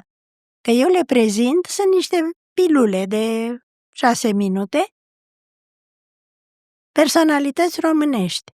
Să știți că noi am avut oameni extraordinari. Dumneavoastră gândiți-vă că astăzi în lume zboară milioane de avioane cu un motor cu reacție. Motorul ăla are un autor. Inginerul Coandă. Același lucru este cu helicopterul. Autorul este Gheorghe Botezat, un român. Și așa mai departe, și așa mai departe. Hai să vorbim, dacă vreți, de insulină, care a salvat poate miliarde. Iată, și insulina nu e recunoscută ca brand românesc dintr-o prostie care n-are nici în clinici în mânecă cu medicina. Bun, sunt atâtea, adică motive de mândrie sunt. Avem și în prezent, să știți, eu am mai zis chestia asta, îmi doresc să-l reîntâlnesc, am avut șansa să stau de vorbă la Universitatea din Berkeley, unde ies în general laureați Nobel, mulți, cu profesorul Ioan Stoica, care în momentul acesta eu suspectez nu doar că este foarte deștept, dar că este mai bogat decât Ion Țiriac. Și nu știe aproape nimeni de el aici. Pentru că omul este unul dintre cei mai mari specialiști de pe planetă în big data și inteligență artificială. Și are o companie mare din domeniul ăsta, de care nu știm aici. Și m-aș bucura dacă apelăm la resursa asta de genialitate românească, din țară și din străinătate, să ieșim cumva din noroiul ăsta în care ne-am proptit căruța.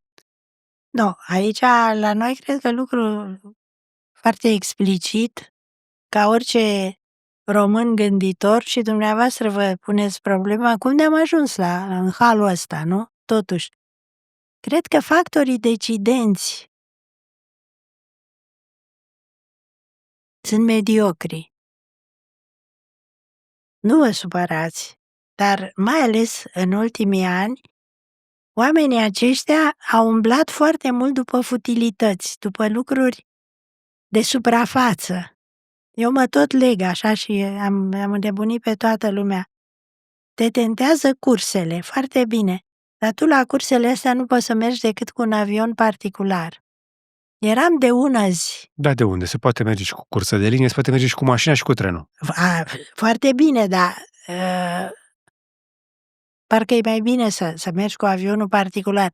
Și de aici decurg o mulțime de elemente negative. Și chestiile acestea de modă, de lucru făcut ca să strălucească, știți, ca o mărgică falsă, ne-a adus unde ne-a adus. Seriozitatea. Este exact ceea ce spunea domnul Ciolacu, este aroganță. Nu este o aroganță, nu este substantiv. Nu, este adjectiv. Este aroganță. Păi este aroganță, dar uitați-vă că aroganța asta ne costă. Eram într-un aeroport din Europa, un ministru român, eram un grup de români, el era pe contul lui și făcea un scandal monstru acolo că el trebuie să stea la clasa business, fiindcă el e ministru. Și ăia îi explicau, domnule, dumneata ți-ai cumpărat biletul la București, aller-retour. L-ai cumpărat? Cine ți l-a cumpărat? Nu, că eu când am plecat de la București am stat la business. Așa s-o fi întâmplat. Dar acum ăștia nu puteau să-i dea business-ul. Iertați-mă, domnule Buhnici, diferența e de o perdeluță și de un fapt că îți dă un păhărel de whisky. Dincoace trebuie să ți-l plătești. Da, dar trebuie să fii cumva deasupra celorlalți. Această dorință de a fi deasupra celorlalți, încă o dată mă întorc, vine de la fanarioți? No. Atunci de unde vine? De unde vine dorința asta a românilor?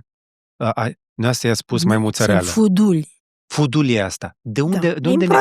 Din prostie, pentru că ăsta din lipsa de educație? Păi, din lipsa de educație. Dar oamenii mai educați nu-și mai doresc confort, lux? Ba, eu îmi doresc, dar eu nu văd care e confortul dincolo de perdeluță să stau chiar singur, că la ăsta mă mai uit, mai văd un copilaj care face vinche sau, eu știu, cineva, un chip interesant sau te uiți îmi dau și filme. Nu, se întâmplă o mulțime de lucruri.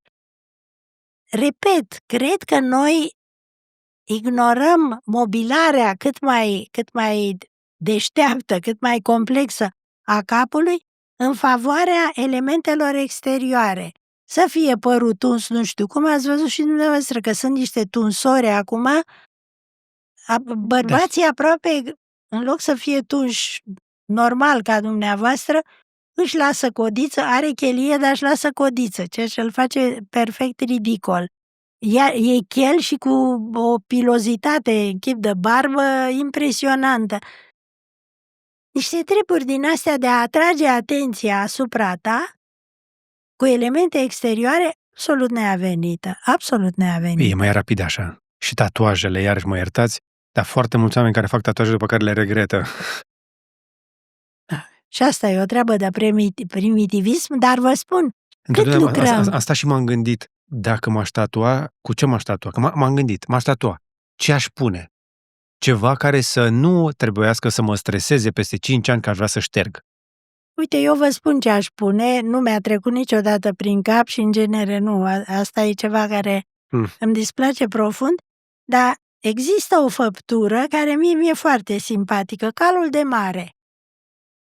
Calul de mare este o drăcie mititică grațioasă care îți face plăcere. Și eu, de exemplu, am adus din Malta un cal de mare din ăsta de porțelan și e spânzurat undeva în canatul unei uși și trec pe lângă el și mă bine dispun. Adică Să fie măcar ceva frumos. e ceva frumos, nu? Adică și a te înconjura de niște lucruri frumoase, nu credeți că te umanizează, te îmblânzește? Am fost foarte supărată în clipa când s-a întâmplat nu știu ce la un televizor, am chemat niște meșteri și s-au uitat în cameră, în camera principală, salonul, cum se spune, fide. Și, doamnă, ce țineți vechiturile astea aici? Păi, zic, dar nu sunt vechituri. Zic, uite-te, aici e vorba de o mobilă Chippendale, care e așa și așa și așa. Și zic, uite, astea sunt scaune Sheraton, astea sunt scaune Jigoni și tot am încercat să-i spun. Parcă vorbeam turcește. Adică această lipsă de cultură. Sigur că mi-aș face meseria la fel de conștiincios și dacă aș sta la o masă Ikea. Dar dacă stau și mă uit dimineața la desenele acelea în camaieu ale mesei de ceai de care vă spuneam și care e foarte, foarte frumoasă, nu știu, mie mă face să fiu bine dispusă toată ziua. E ceva rău în asta? Pe mine mă întristează profund mobila de la Ikea. Da, dar Pentru că o văd, că, da, într-adevăr, este o soluție rapidă pentru cei care stau în chirie, oameni tineri.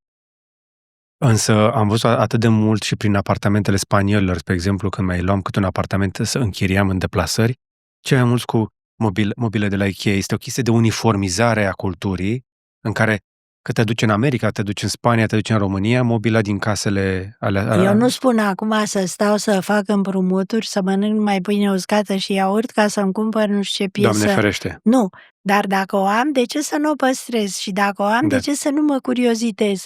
Cine a fost Chippendale ăsta? Să mănâncă cu ceva? Biedermeier, ce e aia? Există Biedermeier contrafăcute? Asta îmi sărnește curiozitatea? Asta mă duce către o enciclopedie? Asta mă duce către un dicționar? Puțin lume înțelege, spre exemplu, că mare parte din mobilierul pe care îl vedem și arhitectura nu sunt contemporane. Au apărut de mai bine de 100 de ani. Da? Avem... Dar vedeți dumneavoastră cum explicați, sigur, e practic, exact ce ați observat, dar este și o urâțire a caselor noastre, că eu mi-aduc aminte, vine de la o antenă oarecare un operator și mă înregistrează, nu știu ce subiect era la modă. Și a făcut ceva ce dumneavoastră pot să vă mărturisesc, mi-a displăcut, și anume a așezat camera și pe urmă a început să se uite, s-a chiar ridicat în picioare de lângă ea. Ori pentru o persoană căreia dumneavoastră îi luați un interviu sau stați de vorbă cu ea, pentru mine cel puțin e foarte important dacă din vreme în vreme dați din cap, adică mă încuvințați că ceea ce spun concordă cu ceea ce ați vrea să auziți de la mine. Că suntem prezenți amândoi aici în același timp. Nu-i așa? Ori ăla n-a făcut așa ceva, ăla a stat și s-a uitat în dreapta, în stânga. Cred că nu mai văzuse casă ca dumneavoastră. Pun pariu. Da, probabil, dar a simțit și mai departe să comenteze, după ce am terminat emisiunea, ce dracu țineți, doamnă, vechiturile astea? Mai bine le aruncați, luați mobile Ikea pe care vă aruncați cheile și gata. Și vedeți, am stat să mă gândesc dacă prin absurd omul ăsta ar fi în situația să vină la mine mai des, aș reuși vreodată să-l conving de frumusețea, de subtilitatea, de căldura unei mobile care e lustruită, care are o anume culoare, aceste panouri în camaieu ale mesele de ceai, care și-au frumusețea lor, sunt niște putii, sunt niște desene splendide, o farfurie care e făcută de comandă pentru nu știu cine și care are o stemă a familiei cutare care te duce cu gândul, familia cutare, familia Cutărescu. Prin căsătorie e o stemă dublată acum, care stă pe perete și ăștia sunt străbunicii mei și eu mă gândesc și evident că eu am altceva în cap decât ăsta, dar zice, de ce nu vă duceți la Ikea să vă luați niște castroane albe? Păi da, Nu trebuie. dar n-am nevoie, că uite, am castronul ăsta și parcă îmi place mai mult, pentru că nu e alb perfect ca ăla. Uite, are o culoare, e cru, așa. Pentru că vă mobilează viața, nu doar casa. Păi da, n-ar trebui să tindem toți spre această mobilare subtilă? Vă repet, asta nu înseamnă să mănânc iaurt și pâine uscată. Știți cât de greu a devenit să faci ceva rotund într-o casă? Nu știu dacă vă dați seama. Eu tocmai ce-am dat acum o casă și lucrez cu un arhitect foarte talentat. Salut, Daniel Popescu. Daniel a avut ideea să facem o bibliotecă în care să punem obiecte și deasupra are niște elemente de inspirație românească. Sunt cu un fel de frunze. Și am încercat să le manufacturez. Le-am făcut în cele din urmă cu un sculptor. Nu există fabricant care să-ți facă niște piese așa, CNC-uri, calculatoare, chestia. Nu merge. Trebuie să o tai cineva de mână. Acum nu regret nimic. Mă uit la chestia și zic, la momentul ăla, în timpul șantierului, mă exaspera că îmi cerea chestii scumpe. M-a pus să fac colțurile rotunde în camere. Și am întrebat, Daniel, tu știi ce înseamnă să faci rotund? Că ăștia toți folosesc dreptare. Când trag LED, astea folosesc instrumente drepte. Tu știi ce înseamnă să faci rotund? Da, să faci matriță, să dai formă, să găsești un meșter care să facă așa ceva. Și am zis, de ce? Zice, ai camera mică. Și este o casă din zidărie românească veche, care și după ce mi-a explicat, am înțeles. La exterior m-am pus tot așa, unde se termină peretele, jos, să se facă așa ca la voroneț. Știți cât de greu e să faci ceva rotund? În 2024... Păi da, dumneavoastră vă dați seama cum v-ați pus de înțelept, de subtil mintea la bătaie? M-am muncit un pic. Păi, dar nu v-ați simțit oarecum înălțat după treaba asta? Nu v-ați simțit mai bine?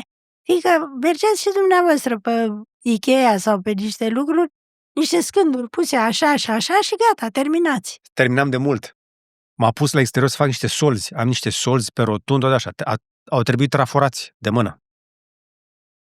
Chestii făcute de mână, doamnă, vă dați seama? Să faci chestii de mână este mult mai scump decât chestii făcute pe mașină. Da, dar trebuie să fie mai mult și ceva trebuie făcut și există. Uite, de exemplu, acum nu știu cât sunteți la curent, există o academie handmade care încearcă să promoveze lucrul de mână. E foarte important. Dar știți care e șmecheria? Că viitorul este handmade. Pentru că, o să vă spun acum aproape de final, că nu mai avem noi așa mult timp, eu aș sta toată ziua cu noastră. Intrăm într-o etapă în care inteligența artificială va fi capabilă să vă recreeze. 90 și ceva la asta. Aveam discuția de mai devreme. Și eu ce voi face? Mă voi sinucide, vă spun. Doamne ferește. Ba da, pentru că nu mai am loc în societate, nu mai contez. Stați un pic, acum vă dau soluția, vă dau varianta. Eu cred că noastră aveți ceva ce nouă ne lipsește, pentru că toți ne-am mobilat la cap cu Ikea. Suntem toți în chestii minimaliste, simple. Suntem, cum a spus Sanjeri, maimuțăreală? Da. Ne maimuțărim, suntem fuduli, ne-am dus după chestii facile. Facil, apropo, are conotație negativă, dar când ceva este prea ușor, ușuratic. Totul este multă spoială, cum a zis și noastră, freze. Da, și noi ne lenevim. Uite, ce faceți dumneavoastră, câți români fac? Mai sunt. Și se vor înmulți și o să vă zic de ce. Pentru că pe măsură ce vine inteligența artificială, automatizarea și robotizarea, toate lucrurile simple, drepte, pătrate, așa, de care vă spuneam, vor tinde către zero ca valoare. Și ca și cost, dar și ca valoare. Pentru că ce este ieftin... Și prost. Nu neapărat prost, s-ar putea să fie bun, dar o să aibă toată lumea. Și acolo voiam să ajung, că am atins și discuția despre ce înseamnă comunism și ce înseamnă să te mobilezi la cap. Când toate lucrurile sunt, chiar dacă sunt suficient de bune, dar sunt prea banale, prea ieftine, tot o să vrem să ieșim din mulțime. Și când nu o să mai poți să te fudulești față de ceilalți, cu ce? Cu ce? Că la un moment dat se cam termină. Când o să fie toate mașinile... Cu handmade. Ne întoarcem la handmade. Și nu doar că ne întoarcem la handmade, trebuie să ne întoarcem la niște valori, la niște obiceiuri și la un stil de viață mobilat într-o lume fără tehnologie. Pentru că Oamenii nu urmăresc tehnologia de dragul tehnologiei. Oamenii urmăresc alți oameni. Oamenii folosesc tehnologia pentru a urmări alți oameni. Pentru că, până la urmă, inspirația ne luăm de la ceilalți. Da, dar știți ce are nevoie procesul ăsta? Are nevoie de timp. Și mă îndoiesc că se va consuma într-o singură generație. Hai să vă spun un lucru. A doua zi după Revoluție vine în casa noastră un foarte bun și drag prieten, consilierul financiar al lui Rațiu. Știți, când aveți de-a face cu un istoric, feriți-vă de el, că ăsta vă ține 3 zile să vă spună istorii. Tipul se numea Dinu da Ponte. Era urmașul unui doge venețian, ajuns la Giurgiu, un străbunic de-al lui, matrapaz, adică negustor de cereale, angrosist de cereale, matrapaz. Transporta barje cu cereale pe Dunăre, în sus, în jos, pe unde le ducea. Tipul plecase în 38 din România, vine acum la Revoluție, vorbea românește ca noi doi, foarte încrezător în realizările care urmau să se producă în limba română și în societatea românească.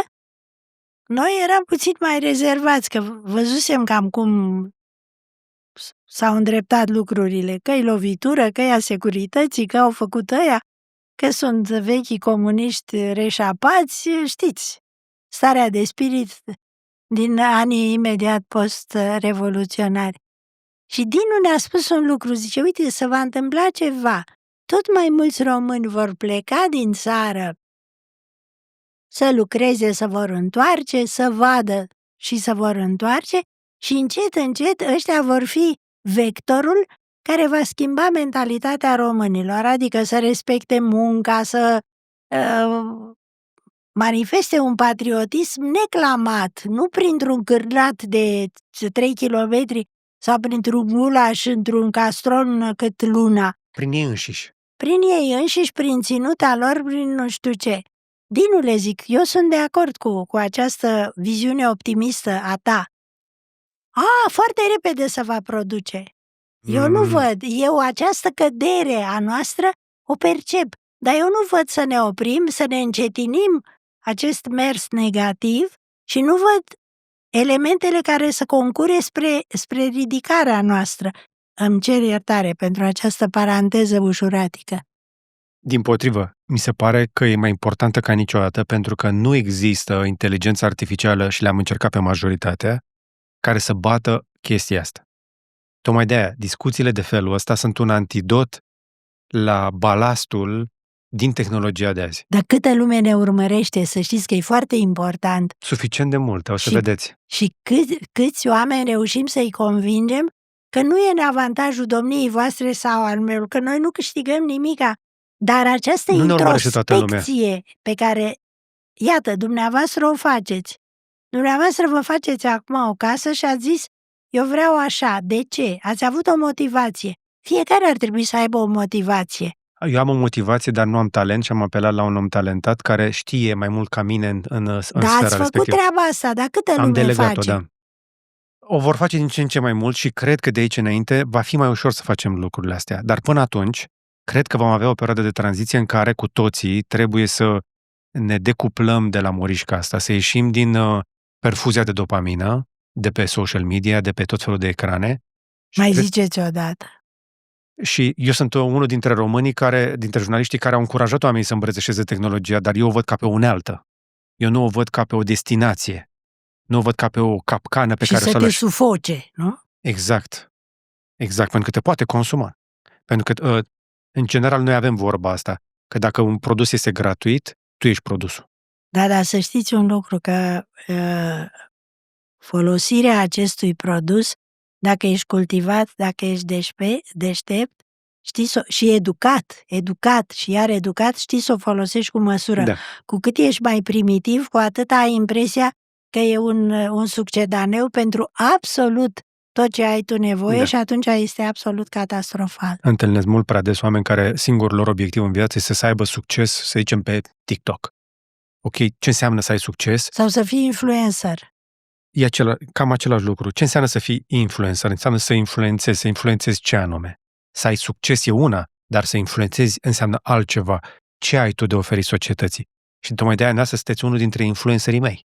Așa că vă urmăresc de la distanță, cu mare bucurie. Eu n-am atins nici măcar una din întrebările stupide pe care le aveam pregătite. Vă zic doar două. Stupide să nu le spuneți. Nu. Dar eu am vrut să vă provoc. Vă zic două dintre ele. Și poate îmi răspundeți data viitoare. Ca și vrut să vorbim despre istoria Bucureștiului, despre personalități istorice, despre cultură și societate. Dar, spre exemplu, aș vrea să vă întreb și las ca un promo pentru data viitoare. Care e cel mai ciudat obicei al bucureștenilor din epoca fanariotă?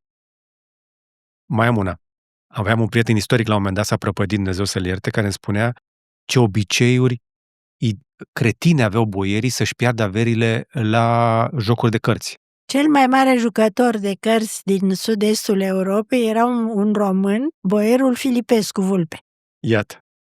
Ce invenții moderne. Dar trebuie să vă mai spun ceva. Cum arătau balurile pe vremea aia, cum arăta curtatul. Există ceva care se cheamă Jockey Club. Jockey Club-ul funcționează în strada Episcopiei numărul 9. Așa. Proprietatea cumpărată de Jockey Club a fost a unui Filiti, pe care a pierdut-o la cărți. Iată. Și prietenii, promemoria, și dacă veniți la mine am să vă arăt, i-a oferit un serviciu de licăr, care este de cristal, cu inserții de argint, cu cărți de joc. Mai am întrebări, spre exemplu, dacă e adevărat că pe Calea Victoriei, ca să scape de noroi, au pus bârne de lemn și dacă se făceau... Bataci se numeau. Mataci. Bataci. Da. Deci e adevărat? Da. Și se făceau curse de calești? Da. De căruțe? 4.000 de calești erau la București și să știți că comenzile erau foarte clare, făcute unui mare negustor român din Sibiu, Constantin Hagi Pop. Ascultă, domnule Pop, asta e scrisoare, dar te rog să-mi trimiți una rumeioară, să nu fie o bătrăioară roșcovănită și putrezită. Să fii atent. Deci știau ce vor. 4.000 de trăsuri. 4.000 de alergau trăsuri. la București la 1848. Pentru vremurile alea erau Rolls-uri, mașini de curse, exact, că veneau nobilii de prin vest aici și se minunau că nu erau călătorii străini. Călătorii străini veneau aici și nu vedeau așa ceva la Paris. E adevărat? Exact, e adevărat. Avem ce povesti data viitoare. Iar în trăsură mergea boierul și boieroaica și în spate aveau uneori un negru. Soliman, de pildă, e familia Suțu, a căror casă astăzi este transformată în Muzeul de Istoria orașului. Unde, la Palatul Șuțu, da, se țineau jocuri de cărți. Faimoase, din câte am auzit eu. Se jucau cărți. Acum, cum să vă spun, cărțile s-au jucat în toate casele boierești. Da. O să vă mire un lucru. Ca să nu vă mire chestia cu păcăneaua. Nu mai spuneți, că deja dăm... Foarte mult jucau femeile și femeile canastă, nu? Odată și canastă și toate jocurile posibile. Faraon se juca foarte mult, o să vi le spun toate. Dar mai era ceva care poate să vă mire. Femeile fumau foarte mult. O, da. De-aia erau tavanele înalte. Tavanele erau înalte, că am studiat un pic de pe partea de arhitectură. Casele boierești aveau tavane înalte din cauza fumului. Când era frig afară, nu deschideau geamurile și se ridice fumul deasupra și stăteai sub fum. E adevărat, și casa de pildă în care am stat eu avea 5 metri înălțime. Camera cu o lampă adusă de la Murano și care avea un întreg lanț. Când a trebuit să o tai și m-am mutat în apartamentul comunist în care trăiesc astăzi, sigur, am renunțat până la urmă și la lampă, dar lanțul care o ținea avea 3 metri. Avem ce povesti? Mai veniți? Cu mare plăcere. Serios? Serios, pentru Perfect. că cred că lumea trebuie să afle că avem o țară minunată, foarte diversă, cu această receptivitate fabuloasă de a aduce lucruri din străinătate, dar obiceiuri, lucruri, adică aspecte materiale Dar să știți că s-a mai întâmplat ceva. Mi-e foarte frică să vă spun și sper că n-am să pățesc nimic. Ce s-a scos după Revoluție din țară, eu cred că depășește de 4 ori ceea ce au jefuit. Comuniștii? No, Sovietici? Nu? turcii, rușii și sovieticii la un loc. Bine, noi mai avem și legendele alea cu la cât au cărat Imperiul Austro-Ungar doar din Transilvania, se putea face un drum Până la lună. până la Viena din aur, că Viena aia ar fi făcută pe spinarea minerilor români de prin Apuseni. Și dacă te duci și mai în spate, romanii au făcut același lucru. Ai putea să faci o autostradă Păi Dacia, din Felix, aur, din Dacia până la Roma, doar din aurul să Caradeci. știți că în momentul când ești la Sighișoara și te urci în clopotnița bisericii alea, și acolo e așa un fel de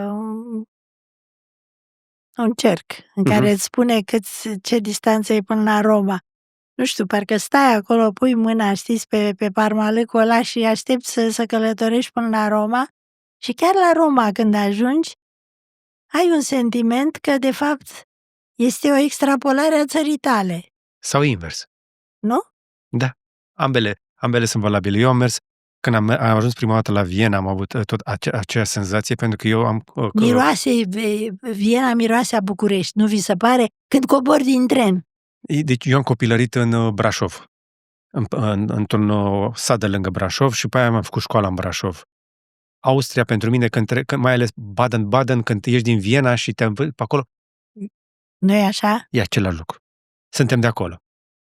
Au și obiceiuri interesante, dar suntem diversi, într-adevăr. Suntem mai diversi decât credem și ne face români faptul că ne adaptăm în permanență. Cred că e mai importantă decât etnia.